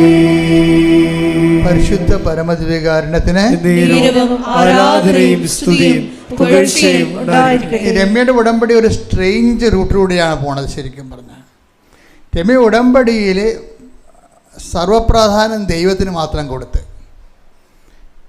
എന്നിട്ട് ഉടമ്പടി കറക്റ്റായിട്ട് ജീവിക്കുക. അമ്മയും മക്കളും കൂടി അവിടെ പറയണത് ഞങ്ങൾ 25 കിലോമീറ്റർ വരെ നടന്നു പോകുന്നു പത്രം കൊടുക്കാൻ. പ്രേക്ഷിത സംഘമാണ്. ഞങ്ങൾ 25 കിലോമീറ്റർ വരെ എൻ്റെ മക്കളുമായിട്ട് ഞങ്ങൾ നടന്നു പോകുന്നു പത്രം കൊടുക്കാൻ. പത്രം പിന്നെ എവിടെയെങ്കിലുമൊക്കെ പത്രം ആൾക്കാർ ചവിട്ടി തേച്ചാൽ കിട്ടേക്കണ കണ്ട അതുകൊണ്ട് കഴുകി ഉണക്കിയെടുക്കും. ഓരോ മനുഷ്യന്മാർ ഇതെന്താ പ്രശ്നം വെച്ചാൽ പ്രേക്ഷിത പ്രവർത്തനങ്ങൾ അത് മാതാവിൻ്റെ പത്രമാണെന്ന് ബോധമുള്ളത് കാരണം ചിലർ ഉടമ്പടി എടുത്തേച്ച് എവിടെയെങ്കിലും കൊണ്ടുപോയി ഇട്ടച്ചും പോരും, പള്ളിയിലൊക്കെ ഇട്ടച്ചും പോരും. നിങ്ങൾ ചെയ്യുന്ന പാപവും പരിഹരിക്കാൻ വേണ്ടി ആൾക്കാർ ദൈവം വെച്ചിട്ടുണ്ട്. നിങ്ങൾ ചെയ്യുന്ന പാപമാണെന്ന് ദൈവത്തിന് അറിയാം. നിങ്ങൾ ഈ പണിക്ക് പറ്റിയ ആളല്ല, വെറുതെ പറ്റിപ്പിന് വേണ്ടി ഇറങ്ങിയിരിക്കുന്നതാണ്. അല്ലാതെ അവിടെ ഇവിടെ ഇട്ടച്ചും പോരേണ്ട പത്രം. അത് ദൈവത്തിന് അറിയാം. നിങ്ങളിവിടുന്ന് ഇറങ്ങുമ്പോൾ തന്നെ അറിയാം പറ്റിപ്പിന് വേണ്ടി ഇറങ്ങിയതാണ്. ചുമ്മാ വയറ്റിപ്പഴവിന് വേണ്ടി വല്ലതൊക്കെ കാട്ടിക്കൂട്ടി വെച്ചും ഒപ്പിച്ചുണ്ടാക്കും. എങ്ങനെയെങ്കിലുമൊക്കെ ആടെങ്കിലും കഴുത്തെ കെട്ടിവിട്ട് എവിടെയെങ്കിലും കൊണ്ട് ചാണ്ടിയ ആ ഉത്തരവാദിത്തം കഴിക്കും. അങ്ങനെയാണ് ഉടമ്പടി എടുക്കാൻ പറ്റും. ഇത് ഉടമ്പടി എന്ന് പറഞ്ഞൊരു ഉടമ്പടി ജീവിതമാണ്. It's a way of life. ഉടമ്പടി ജീവിതമാണ്. അപ്പോൾ ഉടമ്പടി കറക്റ്റായിട്ട് ജീവിക്കുന്ന ആൾക്കാരുണ്ട്. അവരുടെ സാക്ഷികൾ നിങ്ങൾ കേൾക്കണം. ഇപ്പം എന്താ പറയണത്, ഞാനും എൻ്റെ കുഞ്ഞുങ്ങളും കൂടി 25 കിലോമീറ്റർ നടക്കുമെന്നൊക്കെ പറയുമ്പോൾ എന്തൊരു സംഭവമാണ്. അപ്പോൾ എന്താ സംഭവം, അവർ ചെയ്യണ ഉടമ്പടിയിൽ അവർ ദൈവത്തിന് വേണ്ടി ജീവിക്കണത്. അപ്പോൾ എന്നിട്ട് ഒരു ദിവസം പറഞ്ഞു, കർത്താവെ കുഞ്ഞുങ്ങളെ വളർത്തണമല്ല എന്ന് പറയും. അത് സ്വകാര്യ സംഭാഷണമാണ്, ഉടമ്പടി ഭാഗമല്ല. കുഞ്ഞുങ്ങളെ വളർത്തിക്കൊണ്ട് വരണ്ടേ, അവളുടെ ഉത്തരവാദിത്തമല്ലേ ഇത്. കുഞ്ഞുങ്ങളെ വളർത്താനല്ല കർത്താവ് എന്ന് പറയുമ്പോൾ പെട്ടെന്ന് ആഴ്ച തന്നെ 2 PSC 2 കോൾ ഫോർ ചെയ്യും. 2 ജോലിയും കിട്ടും അവർക്ക്. അതിൽ ഏറ്റവും നല്ലൊരു ജോലി എടുക്കും. അവൾ ജോലിക്ക് കയറും. അപ്പോൾ എന്നാ പ്രസവിച്ച് പിറ്റേ ആഴ്ചയിൽ വരുമ്പോൾ ഇവള് കുറേ അകലെയാണ് ജോലി ചെയ്യണത്. കോഴിക്കോട് എവിടെയാണ് ജോലി. അപ്പോൾ അവിടെ നിന്ന് ഇവിടെ വരുമ്പോൾ എന്താ വിഷയം വെച്ചാൽ 3 കുഞ്ഞുങ്ങൾ, പിന്നെ അപ്പനും അമ്മയും ഇല്ലേ, പിന്നെ കാട് വേണം, ദുഷ്ടമൃഗങ്ങളുടെ ഉപദ്രവങ്ങളുണ്ട് അവിടെ. അപ്പോൾ നമുക്കൊരു മനസ്സിന് ഉറപ്പില്ല അവിടെ ജീവിക്കാൻ. അപ്പോൾ കർത്താവിനോട് പറയും. അപ്പോൾ ഒരു ദിവസം പറഞ്ഞ്, കർത്താവ് കുഞ്ഞുങ്ങളുമായിട്ട് ഇവിടെ എങ്ങനെ ജീവിക്കും, ഞാൻ പോയിട്ട് വരുമ്പോൾ ഇവരൊറ്റക്കാണല്ലോ ഇരിക്കണമെന്ന് പറയുമ്പോൾ ഉടനെ അടുത്ത ആഴ്ച പട്ടണത്തിൽ പോയി നല്ലൊരു വീട് സെറ്റ് ചെയ്ത് അപ്പോൾ തന്നെ അവർക്ക് കൊടുക്കും. അത്രയും സ്പീഡാണ് ഈ വിഷയം. അപ്പോൾ തന്നെ വീട് കണ്ടുപിടിച്ച് ഒരു 2 ആഴ്ചക്കുള്ളിൽ വീട് സെറ്റായി പോകും. അപ്പോൾ ഉടമ്പടി സ്പീഡാണ്. പക്ഷേ എന്താ പ്രശ്നം, നമ്മളെന്തുകൊണ്ട് നിങ്ങൾക്ക് സ്പീഡാകാത്തതെന്ന് വെച്ച് കഴിഞ്ഞാൽ നിങ്ങൾ ഈ ആനുകൂല്യത്തിൻ്റെ മേൽ തന്നെ കണ്ണ് വെച്ചുകൊണ്ടിരിക്കും. അതാണ് കുഴപ്പം. കർത്താവിനെയാണ് കണ്ണ് വെക്കേണ്ടത്. ശരിക്കും പറഞ്ഞാൽ കർത്താവിനെ കണ്ണ് വെച്ചുകൊണ്ടിരുന്ന ആനുകൂല്യം ഓട്ടോമാറ്റിക്കാണ് നടക്കും. ആനുകൂല്യത്തിൻ്റെ മേൽ കണ്ണ് വെച്ചുകൊണ്ടിരുന്നാൽ കർത്താവ് ഉണ്ടാകത്തില്ല, ആനുകൂല്യം ഉണ്ടാകത്തില്ല. അത് അറിയാൻ പാടില്ല. ഞാൻ നിങ്ങളെ കുറ്റപ്പെടുത്തുകയല്ല, അറിയാൻ പാടില്ല സംഭവിക്കണതാണത്. അത് ഉണ്ടാകണമെങ്കിൽ ഒരു മിനിമം പരിശുദ്ധാത്മാവ് ഉണ്ടാകണം നമുക്ക്. ആത്മീയ ജീവിതത്തിൻ്റെ ഒരു പ്രോബ്ലം എന്ന് പറയുന്നത്, നിങ്ങളെ ക്രിസ്തീയ ജീവിതം പ്രത്യേകിച്ച് ഈ നമ്മളെ ഇങ്ങനെ കറക്ഷൻ ചെയ്ത് അപ്പോഴപ്പോഴുള്ള ഓട്ടോമാറ്റിക് കറക്ഷനിലൂടെ കൊണ്ടുപോകുന്നതെല്ലാം പരിശുദ്ധാത്മാവെന്ന് പറയും. ഈശോ തരണമാണ് പരിശുദ്ധാത്മാവിനെ. അപ്പോൾ പരിശുദ്ധാത്മാവ് വിശ്വാസം സ്വീകരിച്ചാൽ, നമ്മളൊരു വിശ്വാസത്തിലേക്ക് ആയിക്കഴിയുമ്പോൾ നമ്മൾ അതിനു വേണ്ടി വിശുദ്ധിയോടെ ജീവിക്കാൻ തീരുമാനിച്ചാൽ ഓട്ടോമാറ്റിക്കായിട്ട് പരിശുദ്ധാത്മ തരും. നമുക്ക് വിശുദ്ധി കുറയാതിരിക്കാൻ വേണ്ടി പ്രത്യേകം ശ്രദ്ധിക്കണം. നിങ്ങളെ സംബന്ധിച്ചിടത്തോളം വിശുദ്ധി പോകാതിരിക്കാൻ സൂക്ഷിക്കണം. നിങ്ങൾക്ക് വിശുദ്ധിയോടെയാണ് നിങ്ങൾ ജീവിക്കണത്. കർത്താവെ എന്നെ ആത്മാവിൽ നയിക്കണമേ എന്ന് പറഞ്ഞാൽ നിങ്ങൾക്കറിയാമല്ലോ, ദൈവാത്മാവിനാൽ നയിക്കപ്പെടുന്നവരെ ദൈവത്തിൻ്റെ മക്കളാണ്. ശ്രദ്ധിക്കട്ടെ. ഹല്ലേലൂയ, ഹല്ലേലൂയ, ഹല്ലേലൂയ. യേശുവേ നന്ദി. ഹല്ലേലൂയ, ഹല്ലേലൂയ, ഹല്ലേലൂയ. യേശുവേ സ്തുതി. ഹല്ലേലൂയ, ഹല്ലേലൂയ. ഹല്ലേലൂയ, ഹല്ലേലൂയ, ഹല്ലേലൂയ, ഹല്ലേലൂയ. യേശുവേ ആരാധന, ആരാധന. യേശുവേ നന്ദി, മഹത്വം, മഹത്വം, മഹത്വം. ആത്മാവാം ദൈവമേ വരണമേ, എന്റെ ഉള്ളിൽ വസിക്കാൻ വരണമേ. ദാഹിച്ചു നിന്നെ തേടുന്നു, സ്വർഗ്ഗം തുറന്നിടണമേ. ദാഹിച്ചു നിന്നെ തേടുന്നു, സ്വർഗ്ഗം തുറന്നിടണമേ.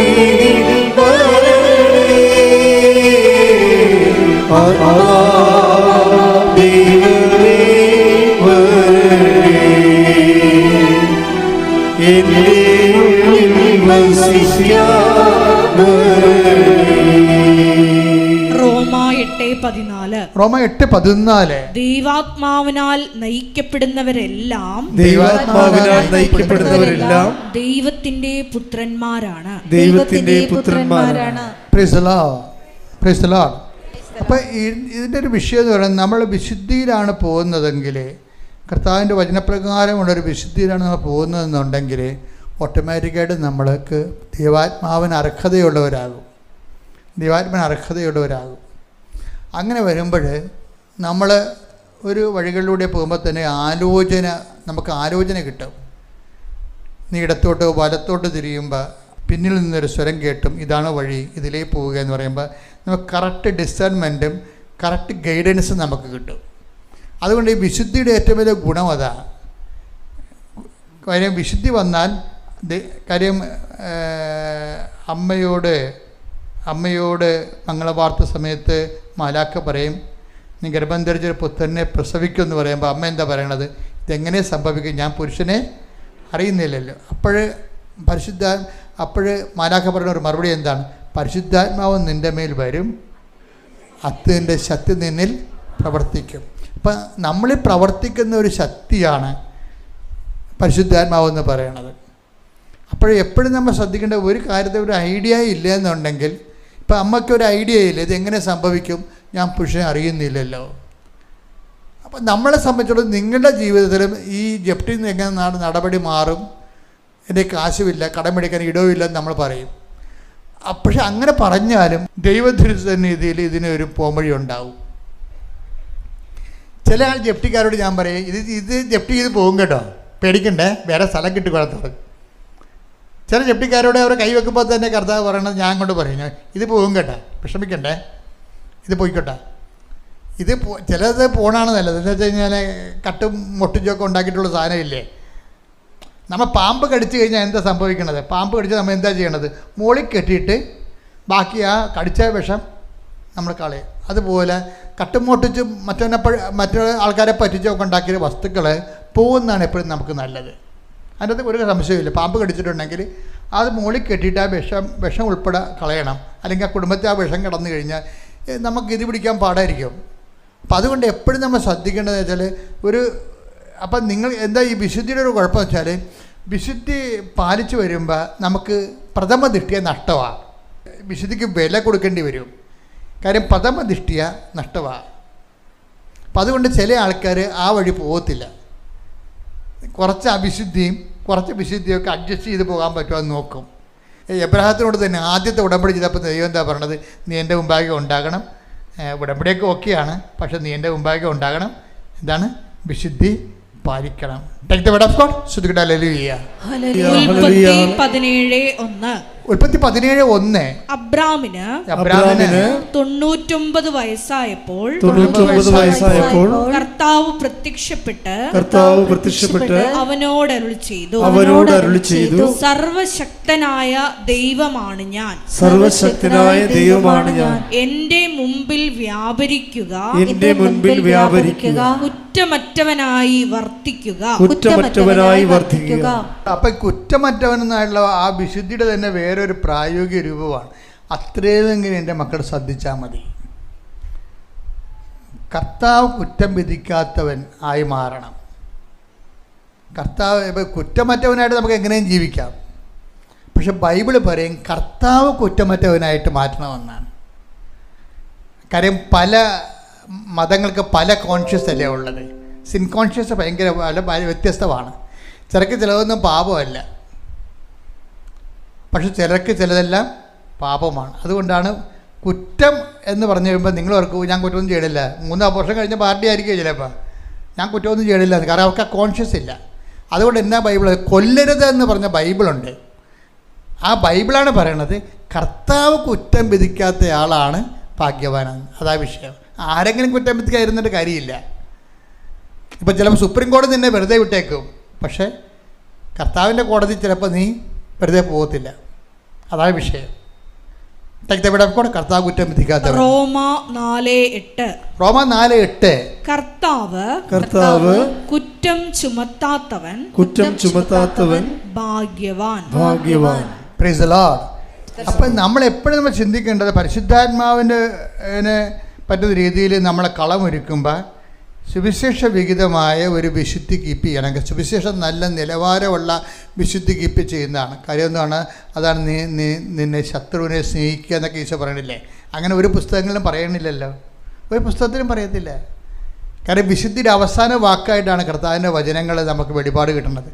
ശത്രുവിനെ സ്നേഹിക്കുക, നിൻ്റെ ചികിട്ടത്ത് അടിച്ചു കഴിഞ്ഞാൽ പോലും മറുകരണം കാണിച്ചു കൊടുക്കാൻ പാടില്ല. എന്താ കാര്യം?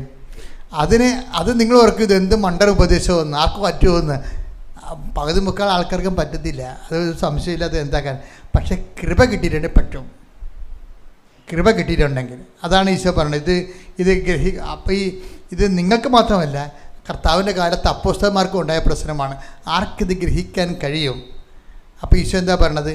അതിന് കൃപ ലഭിച്ചവരുണ്ടെങ്കിൽ ഈ ഉപദേശം സ്വീകരിക്കുമെന്നാണ്, അതിൻ്റെ അഭിഷേകം എന്നാണ് ഈശോ ഉദ്ദേശിക്കുന്നത്. Take the word of God. സ്തുതിക്കട്ടെ. ഹല്ലേലൂയ, ഹല്ലേലൂയ, ഹല്ലേലൂയ, ഹല്ലേലൂയ, ഹല്ലേലൂയ.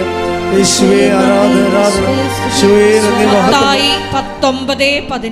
മത്തായി 19:11 അവൻ പറഞ്ഞു കൃപ ലഭിച്ചവരല്ലാതെ മറ്റാരും ഈ ഉപദേശം ഗ്രഹിക്കുന്നില്ല.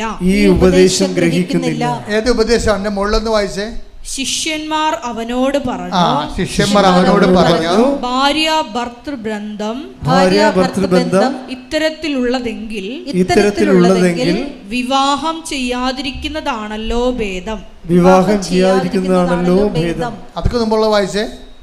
മത്തായി 19:9 എന്നാൽ ഞാൻ നിങ്ങളോട് പറയുന്നു പരസംഗം മൂലമല്ലാതെ മറ്റേതെങ്കിലും കാരണത്താൽ ഭാര്യയെ ഉപേക്ഷിച്ച് മറ്റൊരുവളെ വിവാഹം ചെയ്യുന്നവൻ വ്യഭിചാരം ചെയ്യുന്നു. ഇതാണ് കർത്താവ് കുറ്റം വിധിക്കാത്തതെന്ന് പറഞ്ഞതിന്റെ അർത്ഥം. കർത്താവ് കുറ്റം വിധിക്കാത്തതെന്ന് പറഞ്ഞതിൻ്റെ അർത്ഥം ഇതാണ്. എന്താ കാര്യം? അല്ല, പരസംഗം എന്ന് പറയുന്ന വേറെ പുരുഷനുമായിട്ട് ഉള്ള ബന്ധം അല്ലാതെ വേറെ ഒരു ഗ്രൗണ്ടും ബൈബിള് ഡൈവേഴ്സിന് തരുന്നില്ല.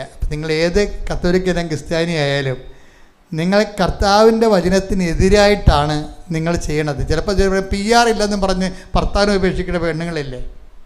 ബൈബിളുള്ള കാര്യമാണ് അത്. അവന് കാനഡയിൽ പോകാൻ PR ഇല്ല, ഞാൻ കാനഡയിൽ പോകാനാണ് കല്യാണം കഴിക്കണത്. കാനഡയിൽ പോകാനാണ് കല്യാണം കഴിക്കണത്.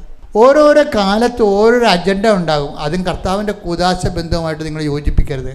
അത് നിങ്ങളുടെ ഇൻട്രസ്റ്റാണ്. നിങ്ങളുടെ വിശ്വാസം തന്നെ നിലനിൽക്കണമെന്നൊരു കാര്യമില്ല. കാര്യം എന്താ?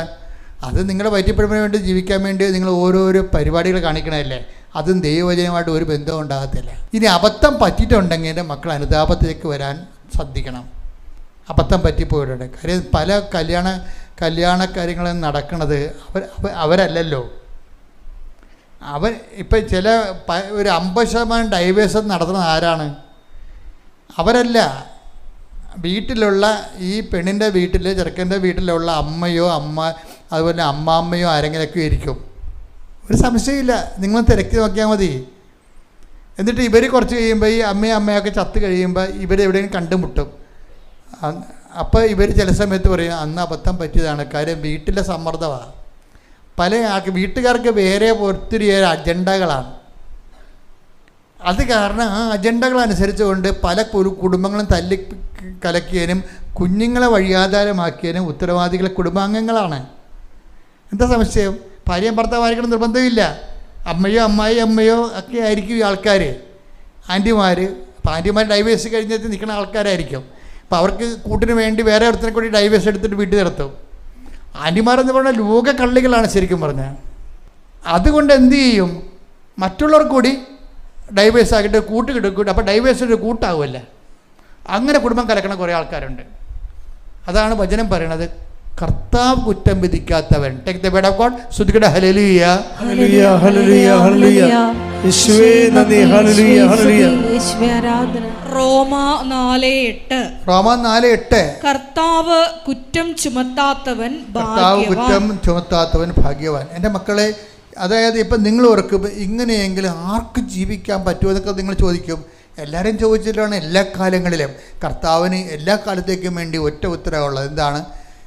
അതിനുള്ള വരം ലഭിച്ചവരല്ലാതെ, അതായത് അതിനുള്ള വരവെന്ന് പറഞ്ഞാൽ അതിനുള്ള കൃപ, വരവല്ല കൃപ എന്നുവെച്ചാൽ അഭിഷേകമാണ്.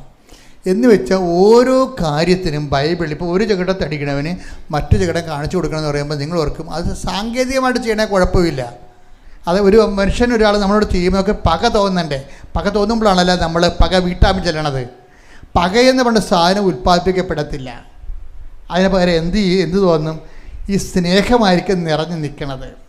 ഈ സ്നേഹത്തിൽ നിന്നാണ് അഭിഷേകം ഉണ്ടാകണത്. അപ്പോൾ എൻ്റെ മക്കൾ ഉടമ്പടി എടുക്കുമ്പോൾ ഓർക്കേണ്ടത്, ഉടമ്പടിയുടെ പശ എന്ന് പറയുന്നത് ദൈവസ്നേഹമാണ്. പശ പൊളിഞ്ഞു കഴിഞ്ഞാൽ തീർന്ന പരിപാടി. നിങ്ങൾ ജപ്തി നടപടി മാറിയോ അല്ലെങ്കിൽ ഓഫർ ലെറ്റർ കിട്ടിയോ എന്നല്ല തിരക്കേണ്ടത്, മറിച്ച് ദൈവസ്നേഹത്തിൽ നിന്നുള്ള അഡ്ഹിയറൻസ്, ആ അഡ്ഹേസീവായിട്ട് ഇവിടെ പ്രവർത്തിക്കണത് എന്താണ്? പശയായിട്ട് പ്രവർത്തിക്കണത് എന്താണ്? ദൈവസ്നേഹമാണ്. ദൈവസ്നേഹമാണ് മറ്റുള്ള ഉപദ്രവം നമുക്ക് പക തോന്നാത്തതിൻ്റെ കാരണം. നിങ്ങൾക്ക് പക തോന്നിയാൽ അതിൻ്റെ അർത്ഥം ദൈവസ്നേഹം പറ്റിപ്പോയെന്ന് അർത്ഥം. മനസ്സിലായില്ലേ? അത് ഭയങ്കര അപകട മേഖലയിലാണ്. ഒരു യന്ത്രത്തിൻ്റെ ഗ്രീസ് തീർന്നു പോയാൽ എന്തു ചെയ്യും? പിന്നെ അത് കത്ത് പിടിക്കും ചിലപ്പോൾ. അതുപോലെ നിങ്ങൾക്ക് ദൈവസ്നേഹം കുറഞ്ഞു. എൻ്റെ മക്കളെ, നിങ്ങൾ എന്ത് പത്രം കൊടുക്കുകയോ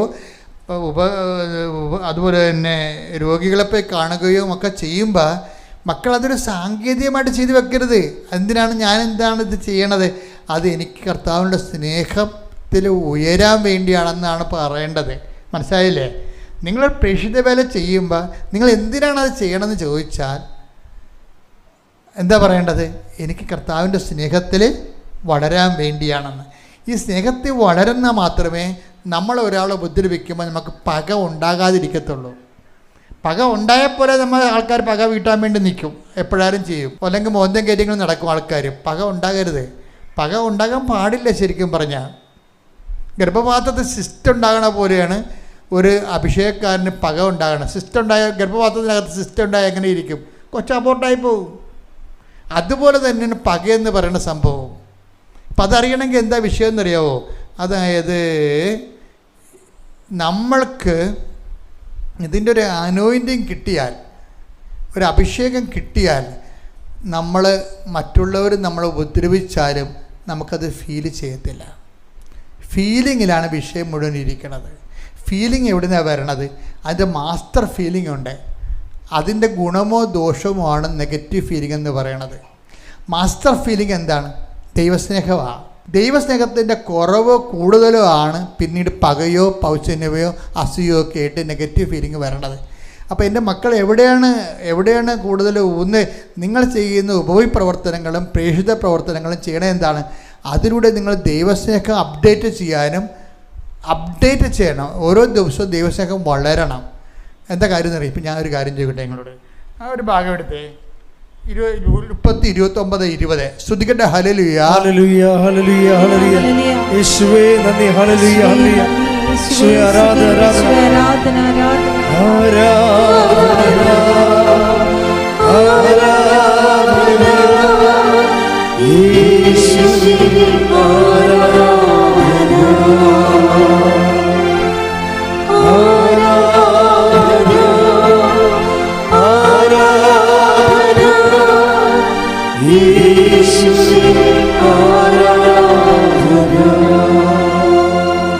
ഉൽപ്പത്തി 29:20 അങ്ങനെ റാഹേലിന് വേണ്ടി യാക്കോബ് 7 കൊല്ലം പണിയെടുത്തു. അവളോടുള്ള സ്നേഹം മൂലം ആ വർഷങ്ങൾ ഏതാനും നാളുകളായേ അവന് തോന്നിയുള്ളൂ. അതൊന്നിനു വായിക്കാം. ഒന്ന് വായിച്ചേ. അങ്ങനെ റാഹേലിന് വേണ്ടി യാക്കോബ് 7 കൊല്ലം പണിയെടുത്തു. അവളോടുള്ള സ്നേഹം മൂലം ആ വർഷങ്ങൾ ഏതാനും നാളുകളായേ അവന് തോന്നിയുള്ളൂ. ഇതാണ് ഈ അഭിഷേകം എന്ന് പറയുന്ന സംഭവം. അത് മനുഷ്യന്മാരോടായാലും ശരി ദൈവത്തോടായാലും ശരി അഭിഷേകം ഉണ്ടാക്കുന്ന ഒരു വിഷയം സ്നേഹമാണ്. ഇപ്പോൾ ഒരുത്തൻ നമ്മളിപ്പോൾ കഴിഞ്ഞ ദിവസങ്ങളിൽ ഇപ്പോൾ ഇവർ തന്നെ ഇവരുടെ പേരെന്ന രമ്യ വർഗീസ് തന്നെ ഒരു സാക്ഷ്യം പറയുന്നുണ്ട്. രമ്യ വർഗീസിന് ദിവസവും 90 കിലോമീറ്റർ സഞ്ചരിക്കണം. ജോലിക്ക് പോകണമെങ്കിലേ വീട്ടിൽ നിന്ന് 90 കിലോമീറ്റർ പോകണം. അപ്പോൾ 2.5 മണിക്കൂർ എടുക്കും. അപ്പോൾ 90 കിലോമീറ്റർ തിരിച്ചും വന്നെ. കേൾക്കുമ്പോൾ തന്നെ നമുക്ക് ഭയങ്കര ആദി പിടിക്കും. ഇത് എന്തൊരു ദിവസം. ഇപ്പോൾ നിങ്ങളിപ്പോൾ കൃപാസദ്യ വരണമല്ല, പിന്നെ 3 മാസം കഴിഞ്ഞപ്പോൾ വന്നാൽ മതിയല്ല പുതുക്കണമെങ്കിലേ. ഇതങ്ങനെയല്ല, ഡെയിലി പോകണ്ടേ, ജോലിയല്ലേ. അപ്പോൾ ജോലി ആകുമ്പോൾ ഇത് വല്ലാത്ത ഭാരം ഉണ്ടാക്കും. ഇവരുടെ ലൈഫ് കർത്താവുമായിട്ട് സെറ്റായിരിക്കണ കാരണം ഇവർ പറയണത് എന്താണെന്നറിയാവോ? ഈ 90 അതായത് ഈ 90 കിലോമീറ്റർ എനിക്ക് വെറും 20 കിലോമീറ്റർ പോലെ തോന്നുന്നുള്ളത്. അതാണ് അഭിഷേകം എന്ന് പറയുന്നത്. ഉടമ്പടി എന്ന് പറയുന്നത് ഒന്നും നമുക്ക് പറയാനില്ല. അതായത് ഇത് ഒരു അനുഗ്രഹം. നമ്മൾ ചോദിക്കേണ്ട വിഷയത്തിൽ ഈശോ ചിലപ്പോൾ അഭിഷേകം തരും.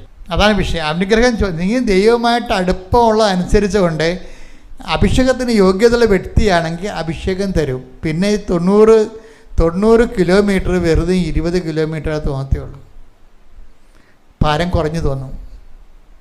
അതെന്താ വിഷയം? അതുകൊണ്ടാണ് ഈശോ പറയുന്നത് എൻ്റെ ഭാരം ലഘുവാണെന്ന് പറയത്തില്ലേ. അത് അനോയിൻറ്റഡ് ആയിട്ടുള്ള വെയിറ്റേജിന് അങ്ങനെ പറയണത്.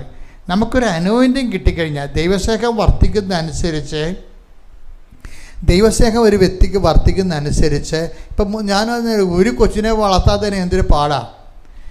ഇപ്പോൾ ഈ 90 കിലോമീറ്റർ ഒരു ദിവസം സഞ്ചരിക്കുകയും ചെയ്യണം, 3 കുഞ്ഞുങ്ങളെ വളർത്തണം, പിന്നെ പ്രായമായ 2 മാതാപിതാക്കന്മാരുണ്ട്. പ്രായമായ ഒരു മാതാവിനെ പോലും സംഭവിക്കാതെ എന്തുമാത്രം കന്നുകാലികളാണ് വീട്ടിലുള്ളത് നമ്മുടെ വീട്ടിൽ ഇല്ലേ? എങ്ങനെയും കൊണ്ടേ ആക്ക്, ഓൾഡ് ഏജിൽ കൊണ്ടേ ആക്കാൻ പറയും. ഓൾഡ് ഏജിൽ കൊണ്ടേ എനിക്ക് നിങ്ങളുടെ ഭർത്താവിനെ നോക്കാനൊന്നും പറ്റത്തില്ല, അത് എനിക്ക് നിൻ്റെ അമ്മനെ നോക്കാൻ പറ്റത്തില്ല, എനിക്ക് നിങ്ങളുടെ അപ്പനെ നോക്കാൻ പറ്റത്തില്ല. എന്താ പ്രശ്നം? അവർക്ക് അനോയിൻറ്റിങ് ഇല്ല. നര പശു സമാൻ എന്ന് പറയത്തില്ലേ? നരം പശുവിനെ പോലിരിക്കണം, ഒരു മൃഗമാണ് ശരിക്കും. മറ്റുള്ളവനെ സന്ധിക്കാൻ പറ്റുന്നില്ല എന്ന് പറഞ്ഞാൽ അപ്പം തന്നെ അവർക്ക് നിങ്ങൾ മനുഷ്യത്വത്തിൽ നിന്നും താഴെപ്പോയി, മൃഗമായി. ചില ആൾക്കാർ ഡൈവേഴ്സ് ചെയ്തിരിക്കുന്നത് എന്താണ്? അയാൾക്ക് അപ്പനും അമ്മയും ഉണ്ടെന്ന് പ്രായമുള്ള. അതാണ് വിഷയം. ഡൈവേഴ്സ് ചെയ്ത് വീട്ടിൽ പതിക്കില്ല, പ്രസവിക്കാൻ പോയിട്ട് പിന്നെ വന്നില്ലല്ലോ. എന്താ വരാഞ്ഞതിൻ്റെ കാര്യം? പ്രായമായ അപ്പനും ഉണ്ട്, അതിൻ്റെ പെടലിക്ക് ഇരിക്കുമെന്ന് നിൻ്റെ പെടലിക്ക് ഇരിക്കത്തില്ല മോളെ. നിനക്ക് ദൈവസ്നേഹം ഉണ്ടെങ്കിൽ ഇതിൻ്റെ ഇരട്ടി കാര്യം നിങ്ങൾ ചെയ്യാം. ഇത്തിരി കട്ടിയുള്ള എല്ലാവിധ ഉത്തരവാദിത്വങ്ങൾക്കും അനുഗ്രഹമല്ല നമുക്ക് വേണ്ടത്. അതിൻ്റെ മക്കൾ മനസ്സിലാക്കണം. ഇത്തിരി കട്ടിയുള്ള ഉത്തരവാദിത്വങ്ങൾക്കെല്ലാം നമുക്ക് ബ്ലെസ്സിങ് അല്ല വേണ്ടത്. നമുക്ക് എന്താ വേണ്ടത്? അനോയിൻറ്റിങ്ങാണ് വേണ്ടത്. ഇത്തിരി നീളം നിൽക്കുന്ന കുറച്ച് കാലങ്ങളുണ്ടാവും ഈ പ്രസംഗം ഉണ്ടെങ്കിൽ തോന്നുകയാണെങ്കിൽ നിങ്ങൾ ബ്ലെസ്സിങ്ങിൽ അല്ല നിങ്ങൾ ഇൻവെസ്റ്റ് ചെയ്യേണ്ടത്, അനോയിൻറ്റിങ് വേണ്ടിയാണ്. ഉടമ്പടിയിൽ എഴുതുമ്പോൾ തന്നെ പറയണം, ഇത് കുറച്ചു കാലം നിൽക്കുന്ന വിഷയമാണെങ്കിൽ എൻ്റെ മക്കൾ അനോയിൻറ്റിങ് എന്ന് പറയണം. ഇപ്പോൾ ഒരു ഓട്ടിസമുള്ള കുഞ്ഞ്, അത് കുറച്ച് കാലം നിൽക്കണേ, ആ കൊച്ചു മരിക്കണവരെ ആ രോഗം ഉണ്ടാകത്തില്ലേ. ചിലപ്പോൾ മാതാപിതാക്കന്മാർ മരിച്ചു കഴിഞ്ഞാൽ ആ കൊച്ചിൻ്റെ രോഗം ചിലപ്പോൾ മാറിയില്ല, വരാത്ത കുടുംബം നമ്മൾ കണ്ടിട്ടുണ്ട്. അപ്പോൾ എന്താ ചെയ്യേണ്ടത്? ഇതിന് കറസ്പോണ്ടിങ് അനോയിൻറ്റിങ് ഉണ്ട്. കാര്യം നമ്മളിങ്ങനെയുള്ളവർ ഒത്തിരി കാണുന്നതാണ് എല്ലാ ദിവസവും. ഇതിന് അനോയിൻറ്റിങ് പ്രാപിച്ചവരുണ്ടെങ്കിൽ നമ്മൾ ഓർക്കും, ദൈവമേ ആ കൊച്ചിനെ ഒരു ദിവസം ഞാൻ എൻ്റെ ബസ്സിൽ കയറിയപ്പോഴേ ആ കുട്ടി എന്നെ തുപ്പി എൻ്റെ മുഖത്തിട്ട്. ഇപ്പോൾ എൻ്റെ ജീവിതത്തിൽ എഴുതി വെച്ചിട്ടുണ്ടത്. ഞാൻ ആ പ്രൈവറ്റ് ബസ്സിൽ ഇരിക്കുകയാണ്, അമ്മയും കുഞ്ഞും അപ്പുറത്തിരിക്കണേ. അപ്പം ഞങ്ങളിരിക്കുമ്പോൾ ആ സമയത്ത് ആ കുഞ്ഞ് കൈ ഇരുന്നുകൊണ്ട് എന്നെ തുപ്പണം, അതിന് ബോധമില്ല കൊച്ചനെ. അപ്പോൾ ഞാൻ തുടച്ച്, പക്ഷേ എന്നോട് സോറി അവർ പറയുന്നുണ്ട്. പക്ഷേ കുട്ടിയെ ഒന്നും ചെയ്യാൻ പറ്റത്തില്ല നമുക്ക്. ഒരു നോർമലായിട്ട് കൊച്ചാണെങ്കിൽ ഒരു പിച്ചങ്ങനെ വെച്ചു അത് ചെയ്യാൻ പാടില്ലെന്ന് പറയാം അല്ലേ? നോർമൽ കൊച്ചാണെങ്കിൽ. ഇത് നോർമലല്ലോ. എന്നിട്ടും അതിനെ മടി വെച്ചുകൊണ്ട് അമ്മ കൊണ്ടുപോവുകയാണ്. അത് അനോയിൻറ്റിങ് എന്ന് പറയാം. അനോയിൻറ്റിങ് ഇതിന് കറസ്പോണ്ടിങ് അനോയിൻറ്റിങ് ഉണ്ട്. അപ്പം നിങ്ങൾ ഓർക്ക് ഇങ്ങനെ കൂടുതൽ ഹെവി ലോഡ് നമ്മൾ എടുത്തിട്ട് അനോയിൻറ്റിങ് മേടിക്കണം, അങ്ങനെയല്ല. ഉള്ള വിഷയങ്ങൾ, ഇപ്പം നമുക്ക് ഉള്ള വിഷയങ്ങൾ, ചില വിഷയങ്ങൾ അനുഗ്രഹത്തിൻ്റെ വിഷയങ്ങളല്ല, അനോയിൻറ്റിങ്ങിൻ്റെ വിഷയങ്ങളാണ്, അഭിഷേകത്തിൻ്റെ വിഷയങ്ങളാണ്. അപ്പോൾ എൻ്റെ മക്കൾ ദൈവസ്നേഹം വർദ്ധിക്കാൻ വേണ്ടിയാണ് ഇൻവെസ്റ്റ്മെൻ്റ് എല്ലാം ചെയ്യേണ്ടത്. പത്രം കൊടുക്കുമ്പോഴും ഉപരിപ്രവർത്തനങ്ങൾ ചെയ്യുമ്പോഴും നിങ്ങളുടെ ദൈവസ്നേഹത്തിൽ ലെവൽ കൂട്ടാൻ നോക്കണം. ദൈവസ്നേഹത്തിൽ ലെവൽ കൂട്ടാതെ ജീവിതത്തോടുള്ള കൂടുതൽ ആസക്തികൾ വർദ്ധിപ്പിച്ചു കഴിഞ്ഞാൽ നിങ്ങൾക്കിത് ഭാരമായി വരും. ഇപ്പോൾ ഈശോ പറഞ്ഞില്ലേ, നിങ്ങളോടുകൂടെ 1 മൈൽ പോകാൻ ആഗ്രഹിക്കുന്നതിൻ്റെ കൂടെ നിങ്ങൾ 2 മൈൽ പോകണമെന്ന്. അപ്പം അങ്ങനെ പറഞ്ഞപ്പോൾ നിങ്ങൾ ഓർക്കും ഒരു ഭാരം നമ്മുടെ പെട്ടയ്ക്ക് തന്നതാണോ എന്ന് വിചാരിക്കും. നിങ്ങളോട് കൂടെ ഈശോ അങ്ങനെ പറഞ്ഞില്ലേ? പറഞ്ഞ വചനെടുത്ത് ശ്രദ്ധിക്കട്ടെ. ഹല്ലേലൂയ, മത്തായി 5:40-41. മത്തായി 5:40-41. നിന്നോട് വ്യവഹരിച്ച് നിന്റെ ഉടുപ്പ് കരസ്ഥമാക്കാൻ ഉദ്യമിക്കുന്നവന് മേലങ്കി കൂടി കൊടുക്കുക. 1 മൈൽ ദൂരെ പോകാൻ നിന്നെ നിർബന്ധിക്കുന്നവനോടുകൂടി 2 മൈൽ ദൂരം പോവുക. അപ്പൊ നിങ്ങൾ ഓർക്ക് ഇത് നടക്കാത്ത കാര്യമാണ്. ഇതെങ്ങനെ 1 മൈൽ പോലും പോകാൻ പറ്റണില്ല, പിന്നെ 2 മൈൽ പോകണമെന്ന് ചോദിക്കാം. പക്ഷേ എന്താ പ്രശ്നം വെച്ച് കഴിഞ്ഞാൽ ഇതിൻ്റെ അനോയിൻറ്റിങ്ങിലേക്ക് പോകാനാണ് ഈശോ പറയണത്. കാര്യം അങ്ങനെ അനോയിൻറ്റിങ് കിട്ടിക്കഴിഞ്ഞാൽ 1 മൈൽ ആവശ്യപ്പെടുന്നതിന് കൂടെ നമ്മൾ 2 മൈൽ പോയാലും നമുക്ക് 2 കിലോമീറ്ററേ ഫീൽ ചെയ്യത്തുള്ളൂ. അതാണ് അതിൻ്റെ വിഷയം. കാര്യം അത് ലെവല് വേറെയാണ്. ബൈബിള് വേറെ ആയതുപോലെ തന്നെ ഇതിൻ്റെ ലെവലും വേറെയാണ്. നിങ്ങളോട് ഇപ്പോൾ 2 മൈൽ, ഇപ്പം നിങ്ങളവർക്ക് മൈല് നടക്കണ കാര്യമാണ് അച്ഛൻ പറഞ്ഞത്, നടക്കണ കാര്യമല്ല. മറിച്ച് നമ്മുടെ ജീവിതത്തിലൊരു ഭാരം വന്നാൽ, ഇപ്പോൾ ഒരു കൊച്ചിനാണ് കുഴപ്പമെന്ന് വിചാരിച്ചോ, അപ്പോൾ നിനക്കിത് ദൈവമേ ഇത് ചത്ത് കിട്ടി വെച്ച ഭാഗ്യമായിരുന്നു നമ്മൾ ഓർക്കും. അപ്പോഴേക്കും നമ്മളൊരു വഴി കാണുന്ന 2 കുഞ്ഞുങ്ങൾക്ക് കുഴപ്പമുള്ള അമ്മമാരെ കാണുന്നത്. ഞാനൊരു വീട്ടിൽ ചെന്നപ്പോൾ എനിക്ക് സങ്കടം തോന്നിപ്പോയി. ഞാൻ ഈ പൂങ്കാവിലൊരു വീടിൻ്റെ അവിടെ റോഡിൽ കൂടി നടക്കുമ്പോൾ എന്നൊരു ചേടത്തി വന്ന് പെട്ടെന്ന് വിളിച്ച്, ജോസപ്പച്ചനല്ലേ എന്ന് ചോദിച്ചു. ഞാൻ പറഞ്ഞു അതെ, ഒന്ന് വരുവാ. ഞാൻ ചെന്നപ്പോഴുണ്ട് അച്ഛൻ 1 മിനിറ്റ് എന്ന് പറഞ്ഞു. 1 മിനിറ്റ്. അപ്പോൾ ഒരു പ്ലാസ്റ്റിക് പാകൊണ്ടെന്ന് വിരിച്ച്. അപ്പം ഞാനവിടെ എനിക്ക് മുട്ടുകുത്തി പ്രാർത്ഥിക്കാനായിരിക്കും എന്ന് വിചാരിച്ച്. അപ്പം പിന്നെ എന്താ, പിന്നെ 2 പിള്ളേരെ കൊണ്ടുവന്ന് കിടത്തി. ഞാൻ ഞെട്ടിപ്പോയി. അത് കിടന്ന് വലുതാകണ പിള്ളേർ, അതിന് കമന്ന് വീണ് വട്ടി കിടക്കുകയാണ്. അങ്ങനെ ആ അമ്മയും ഒരു ഡൈവേഴ്സും ഇല്ലാതെ ആ വീട്ടിൽ നിന്ന് പോകാതെ ആ കുഞ്ഞുങ്ങളെ നോക്കുന്നുണ്ട്. അതാണ് അഭിഷേകം എന്ന് പറയണത്. എൻ്റെ മക്കളെ, നിങ്ങൾക്ക് ചിലർക്ക് പറ്റിക്കുന്ന അബദ്ധം എന്താണെന്നറിയാമോ? രമ്യ വർഗീസ് ഇവിടെ പറയണില്ലേ, എന്താ പ്രശ്നം? നിത്യതയെക്കുറിച്ച് യു ഹാവ് നോ ഐഡിയ. അതാണ് പ്രശ്നം വന്നിരിക്കുന്നത്. നിത്യതയെക്കുറിച്ച് ആശയം ഉണ്ടെങ്കിൽ അപ്പായുമായിട്ട് കണക്റ്റഡ് ചെയ്ത് ഈശോ കണക്ട് ചെയ്ത് തരും. നിങ്ങൾ നിത്യതയെക്കുറിച്ച് നിങ്ങൾക്ക് കൂടുതൽ നിങ്ങൾക്ക് ബോധമുണ്ടെങ്കിൽ ബോധം വളരുന്നതനുസരിച്ചുകൊണ്ട് ഈശോ അപ്പായുമായിട്ട് കണക്ട് ചെയ്ത് തരും. അപ്പായുമായിട്ട് കണക്ട് ചെയ്താൽ ശരിക്കും പറഞ്ഞാൽ അനോയിൻറ്റിങ് തുടങ്ങുന്നത് അങ്ങനെയാണ്, പതുക്കെ. കാര്യം ത്രിത്വിക ദൈവം നമ്മളിൽ ഇറങ്ങി വസിക്കുമ്പോഴാണ് ഈ അനോയിൻറ്റിങ് നമുക്ക് ഫീൽ ചെയ്യണത്. കാര്യം എന്ത് ക്ലേശമായാലും നമ്മൾ പുഷ്പം പോലെ എടുക്കും. എന്താണ്? ദൈവത്തിൻ്റെ സ്നേഹത്തിൽ നമ്മൾ നിറയും. ഉടമ്പടി എന്ന് പറയുമ്പോൾ ഇപ്പോൾ രമ്യ വർഗീസ് ഞാനങ്ങ് ഓർക്കുക, നിങ്ങളൊന്ന് ഓർത്ത് നോക്കിയേ. അവരുടെ ഓരോ കാര്യവും ഓർത്ത് കഴിഞ്ഞാൽ അവരുടെ ലൈഫൊന്ന് നോക്കിയേ. ഹസ്ബൻഡ് ഇല്ല, നല്ല ചെറുപ്പക്കാരത്തിയാണേ. അവരുടെ ലൈഫിൽ നിന്നാണ് ഹസ്ബൻഡ് പോയിരിക്കണത്. അപ്പം അതുപോലെ ആ ഒരു അവസ്ഥയിൽ നിന്ന് പിന്നീടുണ്ടാകുന്ന ജീവിത പ്രശ്നങ്ങളൊക്കെ എങ്ങനെയാണ് ഇവർ കൈകാര്യം ചെയ്യണത്? ഇനി ഇവർ ദൈവവുമായിട്ട് ഇങ്ങനെ ജീവിക്കുന്ന കാരണം, ഇവർ ആത്മീയത സത്യസന്ധമായത് കാരണം ദൈവം എല്ലാ കാര്യവും അവർക്ക് ചെയ്തു കൊടുക്കും. അതിൽ 2 ആഴ്ചക്കുള്ളിൽ വീട് കിട്ടിയെന്ന് പറഞ്ഞാൽ അവർ പട്ടണത്തിൽ പോകുന്ന, ആ കാട്ടിൽ നിന്ന് പോകുന്നവർ, പട്ടണത്തിലോട്ട് പോകുന്നവർ, അവിടെ എല്ലാ ആശങ്കയും മാറി അവിടെ ലൈഫ്, അവരുടെ വഴി. ഇപ്പോൾ അവർ പറയണതെന്ന് വെച്ചാൽ ഒരു വാക്കൊരു പറഞ്ഞിട്ടുണ്ട്, അതായത് എൻ്റെ ശക്തി, അതായത് ഈ എല്ലാ വിഷയവും അവർ ആക്ടിവേറ്റ് ചെയ്യണത് ഉടമ്പടി നേർച്ച വസ്തുക്കൾ വെച്ചാണ്. ഉടമ്പടി നേർച്ച വസ്തുക്കളെ വെച്ച് അവർ പറയുന്നതെന്നറിയാമോ? അതായത് ഉടമ്പടി വസ്തുക്കൾ ഉപയോഗിച്ച് ആണ് ഞാൻ ശക്തി പ്രാപിക്കണമെന്നാണ്. ഉടമ്പടി നേർച്ച വസ്തുക്കൾ ഉപയോഗിച്ചാണ് ഞാൻ ശക്തി പ്രാപിക്കണമെന്ന്. എന്തങ്ങനെ പറയാൻ കാരണം വെച്ച് കഴിഞ്ഞാൽ, നിങ്ങൾക്കറിയാമല്ലോ ഉടമ്പടിയിൽ അതൊരു ഡെലിവറൻസ് ബ്ലെസ്സിങ്സാണ് കൊടുക്കുന്നത്. ആ നേർച്ച വസ്തുക്കളിലെല്ലാം കുർബാന ചൊല്ലിക്കഴിഞ്ഞതിന് ശേഷം പ്രത്യേകം മുറി വെച്ച് നേർച്ച വസ്തുക്കളെ ഡെലിവറൻസ് ബ്ലെസ്സിങ് ചെയ്യും. അതതിൻ്റെ പവർ ഇൻകൾക്കേറ്റ് ചെയ്യുന്ന ബ്ലെസ്സിങ്സാണത്. ഇപ്പോൾ നമ്മൾ സാധാരണ സിമ്പിൾ ബ്ലെസ്സിങ്സ് ഉണ്ട്, അതല്ല, മറിച്ച് അത് ദൈവത്തിന് കാഴ്ചവെക്കണം. അങ്ങനെയല്ല, മറിച്ച് ഇതിൻ്റെ പവർ ഇൻകൾക്കേറ്റ് ചെയ്യുന്ന ഡെലിവറൻസ് ബ്ലെസ്സിങ്സ് ഉണ്ട്. ആ കാസ്റ്റിംഗ് പ്രെയറുമൊക്കെ ആയിട്ട് ബന്ധമുള്ളതാണത്. അപ്പോൾ അത് ചെയ്ത് കഴിയുമ്പോൾ പിന്നെ എന്താ പറ്റണത്? നമ്മളും വിശ്വാസ പ്രമാണം ചൊല്ലി അത് പ്രയോഗിച്ച് കഴിയുമ്പോൾ വിശ്വാസ പ്രയോഗമാകണത്. വിശ്വാസം നമുക്ക് പ്രഖ്യാപിക്കാം, വിശ്വാസം പ്രാർത്ഥനയിലേക്ക് എക്സ്പ്രസ് ചെയ്യാം. പിന്നെ എന്താ? വിശ്വാസ പ്രയോഗം. ഏറ്റവും കൂടുതൽ വിശ്വാസ പ്രയോഗം ഉള്ളത് ഉടമ്പടിയിലാണ് ശരിക്കും പറഞ്ഞാൽ. ഇപ്പോൾ ഇവർ തന്നെ ഒരു വീട് കണ്ട്, ആ വീട് കണ്ടപ്പോഴെന്തുകൊണ്ടാണ് നമ്മൾ ചില ആൾക്കാർ 50 വീട് കാണത്തില്ലേ? 50 വീട് കണ്ടാലും ഒന്നും ഉറക്കത്തില്ല. ഇതാണ് എൻ്റെ വീട്ടിൽ ഭയങ്കര തിരക്കുക. കൊടുക്കണം, അഡ്വാൻസ് കൊടുക്കണം, വേണ്ടേ കൊടുത്താൽ പോകുക, ആ വീട്ടിൽ താമസിക്കാൻ പറ്റുക, ഇങ്ങനെ അങ്കലാപ്പും നിലവിളിയുമായിട്ട് നടക്കും. അഡ്വാൻസ് കൊടുക്കുകയുമില്ല. ഇങ്ങനെ എത്രയോ പേര് അങ്ങനെ ചെയ്യണത്. അതാണ് ലൗകികമായിട്ട് ചെയ്യണമെന്ന് പറഞ്ഞത്. പക്ഷെ ഇതങ്ങനെയല്ല. ഒരു ഒറ്റ വീട് പോയി കാണുന്നു, അപ്പം തന്നെ ഉടമ്പടി തൈലം, ഉടമ്പടി ഉപ്പ് കൊണ്ട് ഇട്ടു, ഈശോ നിൻ്റെ അവകാശം സ്ഥാപിച്ചിരിക്കണം. ഇതെൻ്റെ വീടല്ല, ഞാൻ പൊറുക്കാൻ പോണത് നിൻ്റെ വീട്ടിലാണ്. തീർന്നു. സത്യസന്ധമായി ദൈവമായിട്ട് ജീവിക്കണം ശരിക്കും പറഞ്ഞാൽ. അത് ഉടമ്പടി ഉപ്പെന്ന അപ്പോൾ അവർ തന്നെ ഇവിടെ പ്രയോഗിച്ച് അവരതിലൊക്കെ ആത്മാർത്ഥമായിട്ട് വിശ്വസിച്ച് അതനുസരിച്ച് പ്രയോഗിക്കുകയാണ്. അപ്പോൾ 50 വീട് കാണേണ്ട കാര്യമില്ല, ഒറ്റ വീട് കണ്ടാൽ മതി. നമ്മൾ പൊറുക്കാനുള്ള വീട് കർത്താവിൻ്റെ മുമ്പിലുണ്ട്, കർത്താവിൻ്റെ മനസ്സിലുണ്ട്. ഇങ്ങനെ അലഞ്ഞേണ്ട അവനോട് ചോദിച്ച് ഇവനോട് ചോദിച്ച് അലയേണ്ട ഒരു കാര്യമില്ല. ആത്മാവ് നയിക്കപ്പെടുമ്പോൾ കറക്റ്റ് സ്ഥലത്തേക്ക് നമ്മളത് ദൈവം കൊണ്ടുപോകും. അതിൻ്റെ സാധ്യത വരെ ഉടമ്പടിയിലുണ്ട്.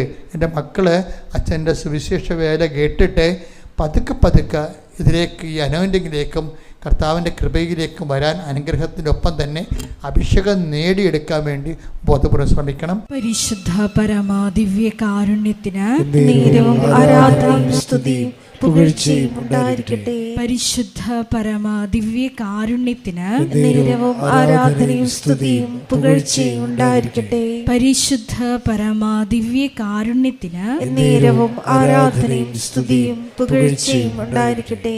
നമുക്കെല്ലാവർക്കും കൃപാസനം പ്രത്യക്ഷീകരണ മധ്യസ്ഥ പ്രാർത്ഥന ഏറ്റുചൊല്ലി പ്രാർത്ഥിക്കാം. അമ്മേ പരിശുദ്ധ അമ്മേ, ദൈവമാതാവേ, കൃപാസനത്തിലൂടെ ഞങ്ങൾക്കും ഞങ്ങളുടെ ദേശത്തിനും അമ്മ മധ്യസ്ഥം തേടി തന്ന എല്ലാ അനുഗ്രഹങ്ങൾക്കും കൃപകൾക്കും ഞങ്ങളിപ്പോൾ ഹൃദയം നിറഞ്ഞ നന്ദി പറയുന്നു. സ്തുതിച്ചു പ്രാർത്ഥിക്കാം. ഹല്ലേലൂയ, ഹല്ലേലൂയ.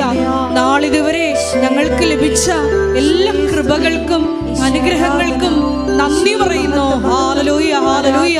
മഹത്വം, മഹത്വം, ആരാധന, ആരാധന. ദൈവപിതാവേ നന്ദി, ദൈവപിതാവേ മഹത്വം, ദൈവപിതാവേ ആരാധന.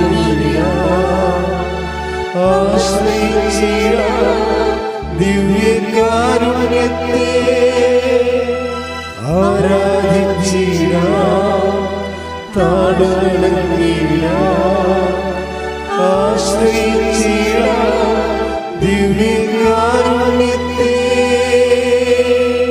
പരിശുദ്ധ പരമാ ദിവ്യ കാരുണ്യത്തിന് ആരാധനയും സ്തുതിയും പുകഴ്ചയും ഉണ്ടായിരിക്കട്ടെ. പരിശുദ്ധ പരമാ ദിവ്യ കാരുണ്യത്തിന് ആരാധനയും സ്തുതിയും പുകഴ്ചയും ഉണ്ടായിരിക്കട്ടെ. പരിശുദ്ധ പരമാ ദിവ്യ കാരുണ്യത്തിന് ആരാധനയും സ്തുതിയും പുകഴ്ചയും ഉണ്ടായിരിക്കട്ടെ. അമ്മേ പരിശുദ്ധ അമ്മേ, അമ്മേ പരിശുദ്ധ അമ്മേ, ദൈവമാതാവേ, 2004 ഡിസംബർ 7-ാം തീയതി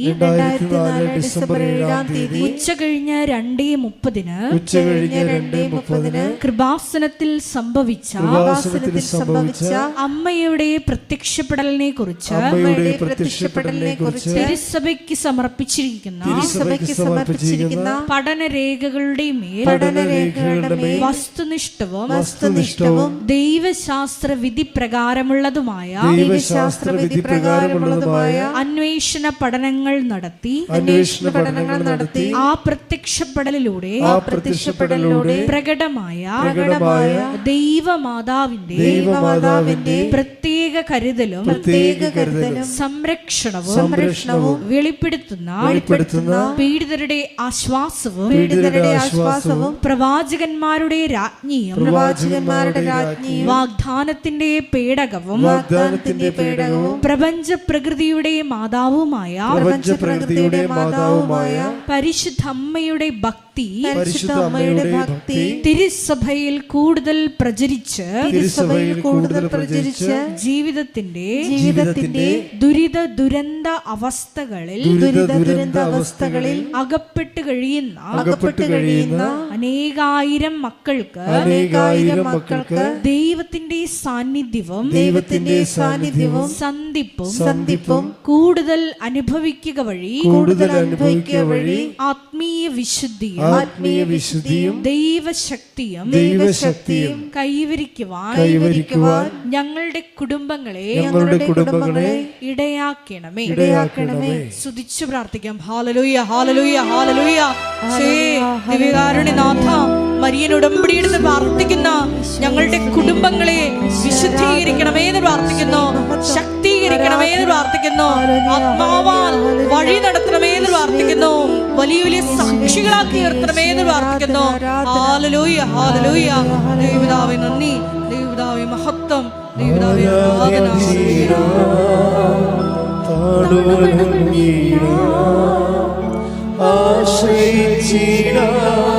ദിവ്യകാരുണ്യത്തെ ആരാധിച്ചിടാം, താഴ്വണങ്ങിടാം, ആശ്രയിച്ചിടാം ദിവ്യ പരമ ദിവ്യ കാരുണ്യത്തിന് എന്നേരവും ആരാധനയും സ്തുതിയും പുകഴ്ചയും ഉണ്ടായിരിക്കട്ടെ. പരിശുദ്ധ പരമ ദിവ്യ കാരുണ്യത്തിന് എന്നേരവും ആരാധനയും സ്തുതിയും പുകഴ്ചയും ഉണ്ടായിരിക്കട്ടെ. പരിശുദ്ധ പരമ ദിവ്യ കാരുണ്യത്തിന് എന്നേരവും ആരാധനയും സ്തുതിയും പുകഴ്ചയും ഉണ്ടായിരിക്കട്ടെ. അമ്മേ പരിശുദ്ധ അമ്മേ, അമ്മേ പരിശുദ്ധ അമ്മേ, ഭൂസ്വർലോകങ്ങളുടെ രാജ്ഞിയായ ഭൂസ്വർലോകങ്ങളുടെ രാജ്ഞിയായ അങ്ങേയ്ക്ക് ഭൗമ സംരക്ഷണത്തിനായി പ്രപഞ്ച പ്രകൃതിയെ തന്നെ തിരുസഭ പ്രതിഷ്ഠിക്കുവാൻ ഈ പ്രത്യക്ഷീകരണം വഴി ഇടയാക്കണമേ. പരിശുദ്ധ അമ്മേ, ജപമാല മാതാവേ, സകല കൃപാസനം പ്രാർത്ഥനകളോടും ചേർത്ത് ഞങ്ങൾ ഇപ്പോൾ പ്രാർത്ഥിക്കുന്ന ഈ സമൂഹത്തിന്റെ പ്രത്യേക നിയോഗങ്ങളും മൗനമായിട്ട് നമ്മുടെ വ്യക്തിപരമായ പ്രാർത്ഥനാ വിഷയങ്ങളും സമാനമായിട്ടുള്ള ജീവിത ദുരിതങ്ങളിലൂടെ കടന്നു പോകുന്ന മക്കളെയും കൃപാസനത്തിൽ ജീവനോടെ പ്രത്യക്ഷയായ ദൈവമാതാവിൻ്റെ മധ്യസ്ഥയിൽ ദിവ്യകാരുണ്യ സന്നിധിയിൽ സമർപ്പിച്ച് നമുക്കൊരു നിമിഷം പ്രാർത്ഥിക്കാം.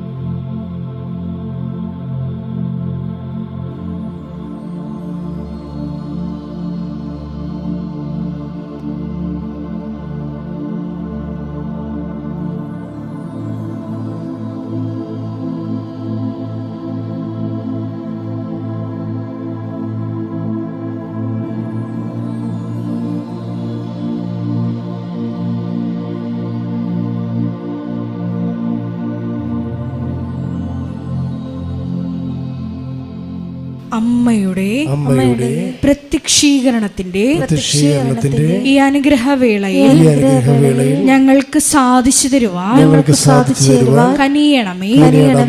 ആമേൻ. സ്തുതിച്ചു പ്രാർത്ഥിക്കാം. ഹല്ലേലൂയ, ഹല്ലേലൂയ, ഹല്ലേലൂയ, ഹല്ലേലൂയ.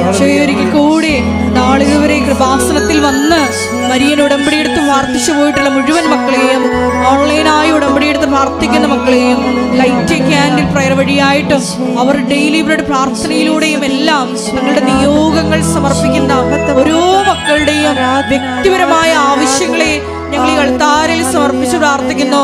ഏറെ പ്രത്യേകമായിട്ട് ജീവിത ദുരിതങ്ങളിലൂടെ കടന്നു പോകുന്ന മക്കളുടെ പ്രത്യേകമായ നിയോഗങ്ങളെ ഈ അൾത്താരയിൽ സമർപ്പിച്ച് പ്രാർത്ഥിക്കുന്നു. ഗുരുതരമായിട്ടുള്ള രോഗാവസ്ഥകളിലൂടെ കടന്നു പോകുന്ന മക്കളെ ഈ അൾത്താരയിൽ സമർപ്പിച്ച് പ്രാർത്ഥിക്കുന്നു. കടഭാരത്താൽ വലയുന്നവരെയും, ജോലി ഇല്ലാതെ വിഷമിക്കുന്നവരെയും, വിവാഹബന്ധം പിരിഞ്ഞു നിൽക്കുന്നവരെയും, മക്കളില്ലാതെ വിഷമിക്കുന്ന ദമ്പതികളെയും, കുഞ്ഞു മക്കളെയും പ്രത്യേകമായിട്ട് സമർപ്പിച്ച് പ്രാർത്ഥിക്കുന്നു. ഇതിന്റെ ശക്തി എല്ലാ മേഖലകളിലും ഈ ആരാധനയുടെ യോഗ്യതയാൽ പ്രകടമാക്കണമേ എന്ന് പ്രാർത്ഥിക്കുന്നു. കൃപാസനത്തിൽ നടന്ന പരിശുദ്ധ അമ്മയുടെ പ്രത്യക്ഷീകരണ സ്ഥിരീകരണത്തിനായി മക്കളുടെ നിയോഗങ്ങളെ ഏറ്റെടുക്കണമേ എന്ന് പ്രാർത്ഥിക്കുന്നു. ഹല്ലേലൂയ, ഹല്ലേലൂയ, ഹല്ലേലൂയ. മഹത്വം, മഹത്വം, ആരാധന, ആരാധന. ഹല്ലേലൂയ, ഹല്ലേലൂയ, ഹല്ലേലൂയ. നമുക്ക് എല്ലാവർക്കും എഴുന്നേറ്റ് നിന്നുകൊണ്ട് കരങ്ങളടിച്ചുകൊണ്ട് ദൈവസ്നേഹത്തോടെ സന്തോഷത്തോടെ ദൈവത്തെ മഹത്വപ്പെടുത്തി ഗായക സംഘത്തോട് ചേർന്നുകൊണ്ട് പാടി പ്രാർത്ഥിക്കും.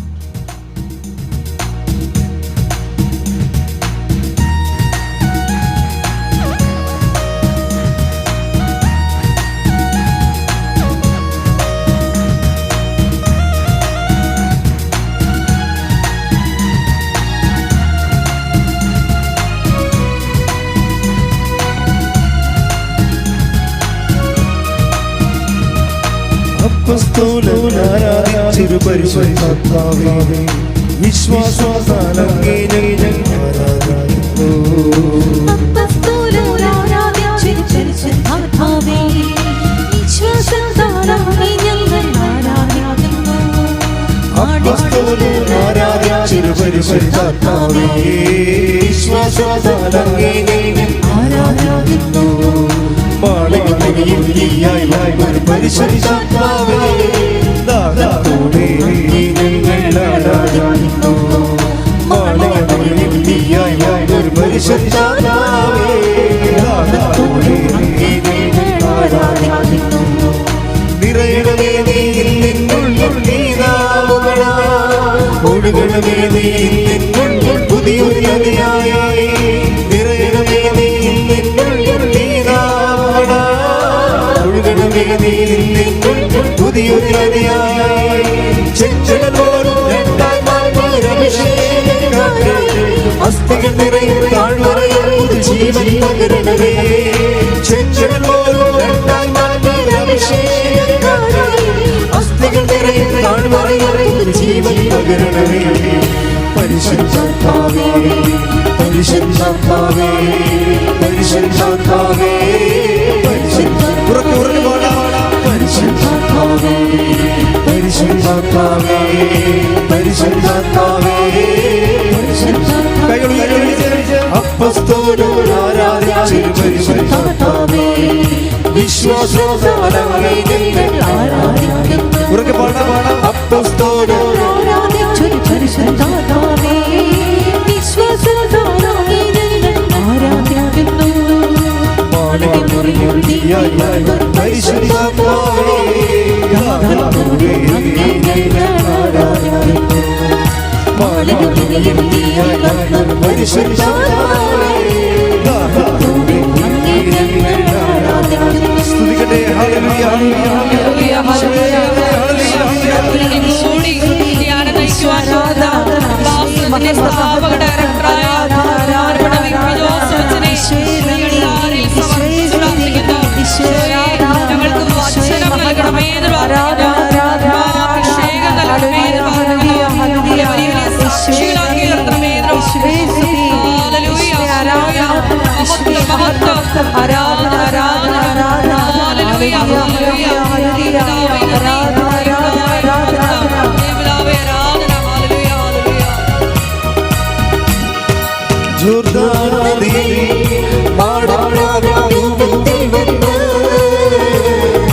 അഭിഷേകത്തോടെ പരിശുദ്ധാത്മാവേ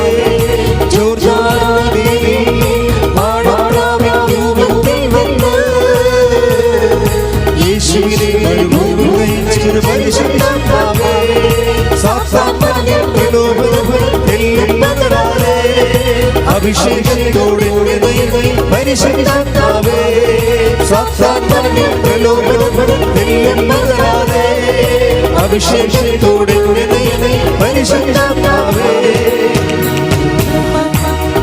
പരിശുദ്ധാത്മാവേ പരിശുദ്ധാത്മാവേ പരിശുദ്ധാത്മാവേ പരിശുദ്ധാത്മാവേ പരിശുദ്ധാത്മാവേ. രോഗസൗഖ്യ പ്രാർത്ഥനയിലേക്ക് പോവുകയാണ്.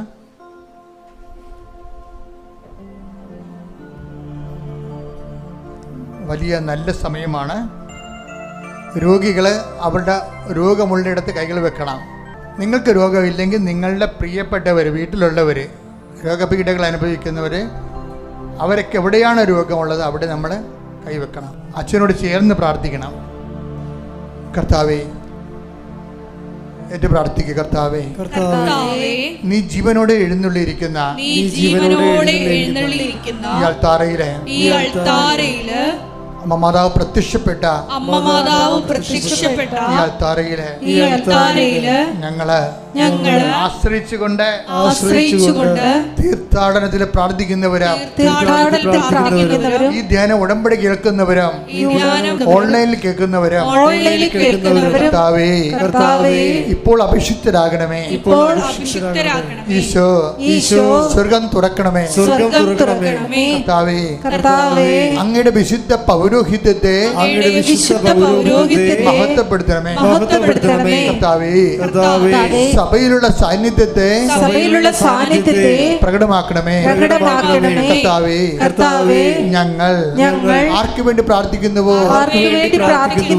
ഞങ്ങൾ ഏത് രോഗത്തിന് വേണ്ടി പ്രാർത്ഥിക്കുന്നുവോ, ആ ശരീരത്തിന്റെ അവസ്ഥകളെ ദൈവമേ അങ്ങയുടെ തിരുമുറിവാർന്ന വലതുകരത്താൽ അണിപ്രതാർന്ന അത്ഭുതകരത്താൽ ഇപ്പോൾ സ്പർശിക്കണമേ.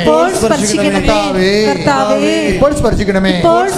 വാസമൽത്താരയിലെ ജീവനോടെ പ്രത്യക്ഷപ്പെട്ട അമ്മയുടെ പ്രത്യക്ഷീകരണത്തിന്റെ സാക്ഷികളാകാൻ ആഗ്രഹിച്ചുകൊണ്ട് ഞങ്ങൾ പ്രാർത്ഥിക്കുന്ന യേശുവിന്റെ നാമത്തിലെ മാരക രോഗങ്ങള്, യേശുവിന്റെ നാമത്തിലെ വേദികള് മാറി പോകട്ടെ.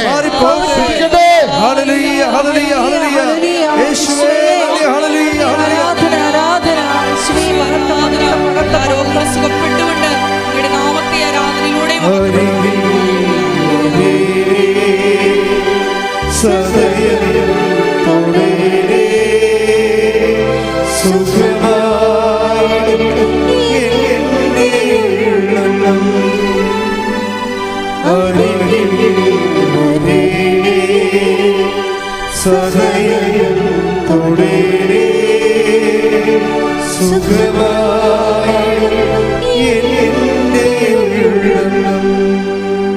എൻ്റെ മക്കള് ജോലിയില്ലാത്തവര്,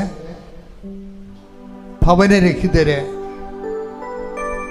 പല പല പരീക്ഷ കഴിഞ്ഞതിന് ശേഷം അതിൻ്റെ റിസൾട്ട്, അനുകൂലമായ റിസൾട്ട് വെയിറ്റ് ചെയ്യുന്നവർ, ചില സ്കൂളുകളിലെ കോളേജുകളിലും അഡ്മിഷൻ കിട്ടാതിരിക്കുന്ന മക്കൾ, അവരുടെ മാതാപിതാക്കന്മാർ, വിസ പുതുക്കി കിട്ടാൻ വേണ്ടി വേദനയോടെ പ്രാർത്ഥിക്കുന്നവർ, അവരുടെ മാതാപിതാക്കന്മാർ, ആ മേഖലകളിലെല്ലാം സാമ്പത്തികമായ ബാധ്യതകൾ, ജപ്തി നടപടികൾ, കടങ്ങൾ, കേസുകൾ, വ്യാജ കേസുകൾ, ആ മേഖലകളിലെല്ലാം കർത്താവിൻ്റെ കൃപ ചൊരിയാൻ വേണ്ടി അച്ഛൻ പ്രാർത്ഥിക്കുന്ന സമയമാണ്. എൻ്റെ മക്കൾ ഇടിമുഴക്കം പരിശോധിച്ചുകൊണ്ടിരിക്കട്ടെ. കർത്താവിൽ നിൻ്റെ ഉന്നതമായ നാമത്തിന് സ്വസ്ഥം ചെയ്യുന്നു. കർത്താവിൽ നിൻ്റെ വിശുദ്ധ പൗരോഹിത്യത്തെ മഹത്വപ്പെടുത്തണമേ. കർത്താവിൽ സഭയിലുള്ള സാന്നിധ്യം ദൃഢമാക്കണമേ. ജപ്തി നടപടികൾ, കർത്താവെ ജോലിയില്ലാത്ത അവസ്ഥകൾ, വിദേശ ജോലികൾ, വിദേശ യാത്രകൾ, വിസ പുതുക്കി കിട്ടാത്ത അവസ്ഥകൾ, വിവാഹം ഒത്തുവരാത്ത അവസ്ഥകൾ, മക്കളില്ലാത്ത അവസ്ഥകൾ, ജീവിതമാർഗം മുട്ടിപ്പോയ അവസ്ഥകൾ, വരുമാനമാർഗം അടഞ്ഞുപോയ അവസ്ഥകൾ, യേശുക്രിസ്തുവിന്റെ നാമത്തിൽ എല്ലാ ജീവ ദുരിതങ്ങൾ, ജീവ തടസ്സങ്ങൾ കർത്താവിന്റെ നാമത്തിൽ മാറിപ്പോകട്ടെ.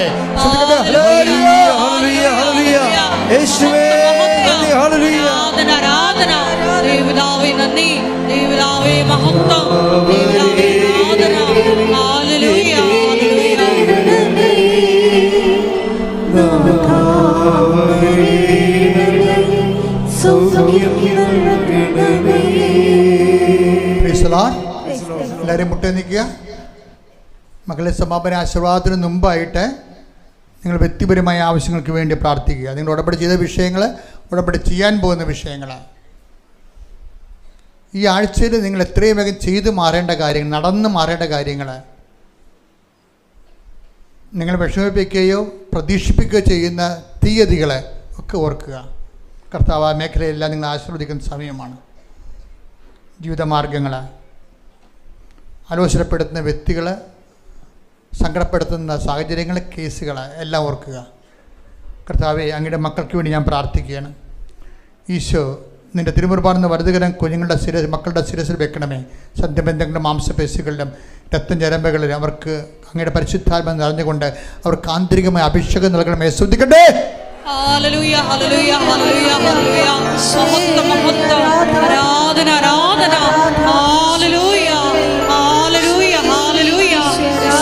കർത്താവിന് ഉന്നതമായ നാമത്തിൽ സഭയുടെ അധികാരത്തിൽ കുരിശിന്റെ അടയാളത്തിൽ ദൈവസത്യ മാർഗ തടസ്സങ്ങൾ, ജീവിത ദുരിതങ്ങൾ യേശുവിന്റെ നാമത്തിൽ മാറിപ്പോകട്ടെ.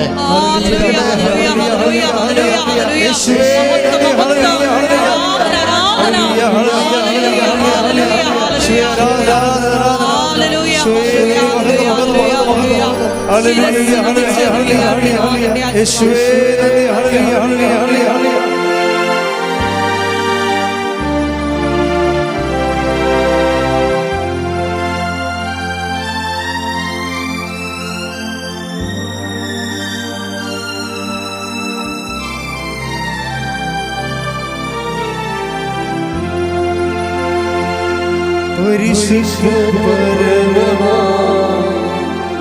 ദിവ്യകാരുണ്യമേ, എന്നുമെന്നും അങ്ങേയ്ക്കാരാധന.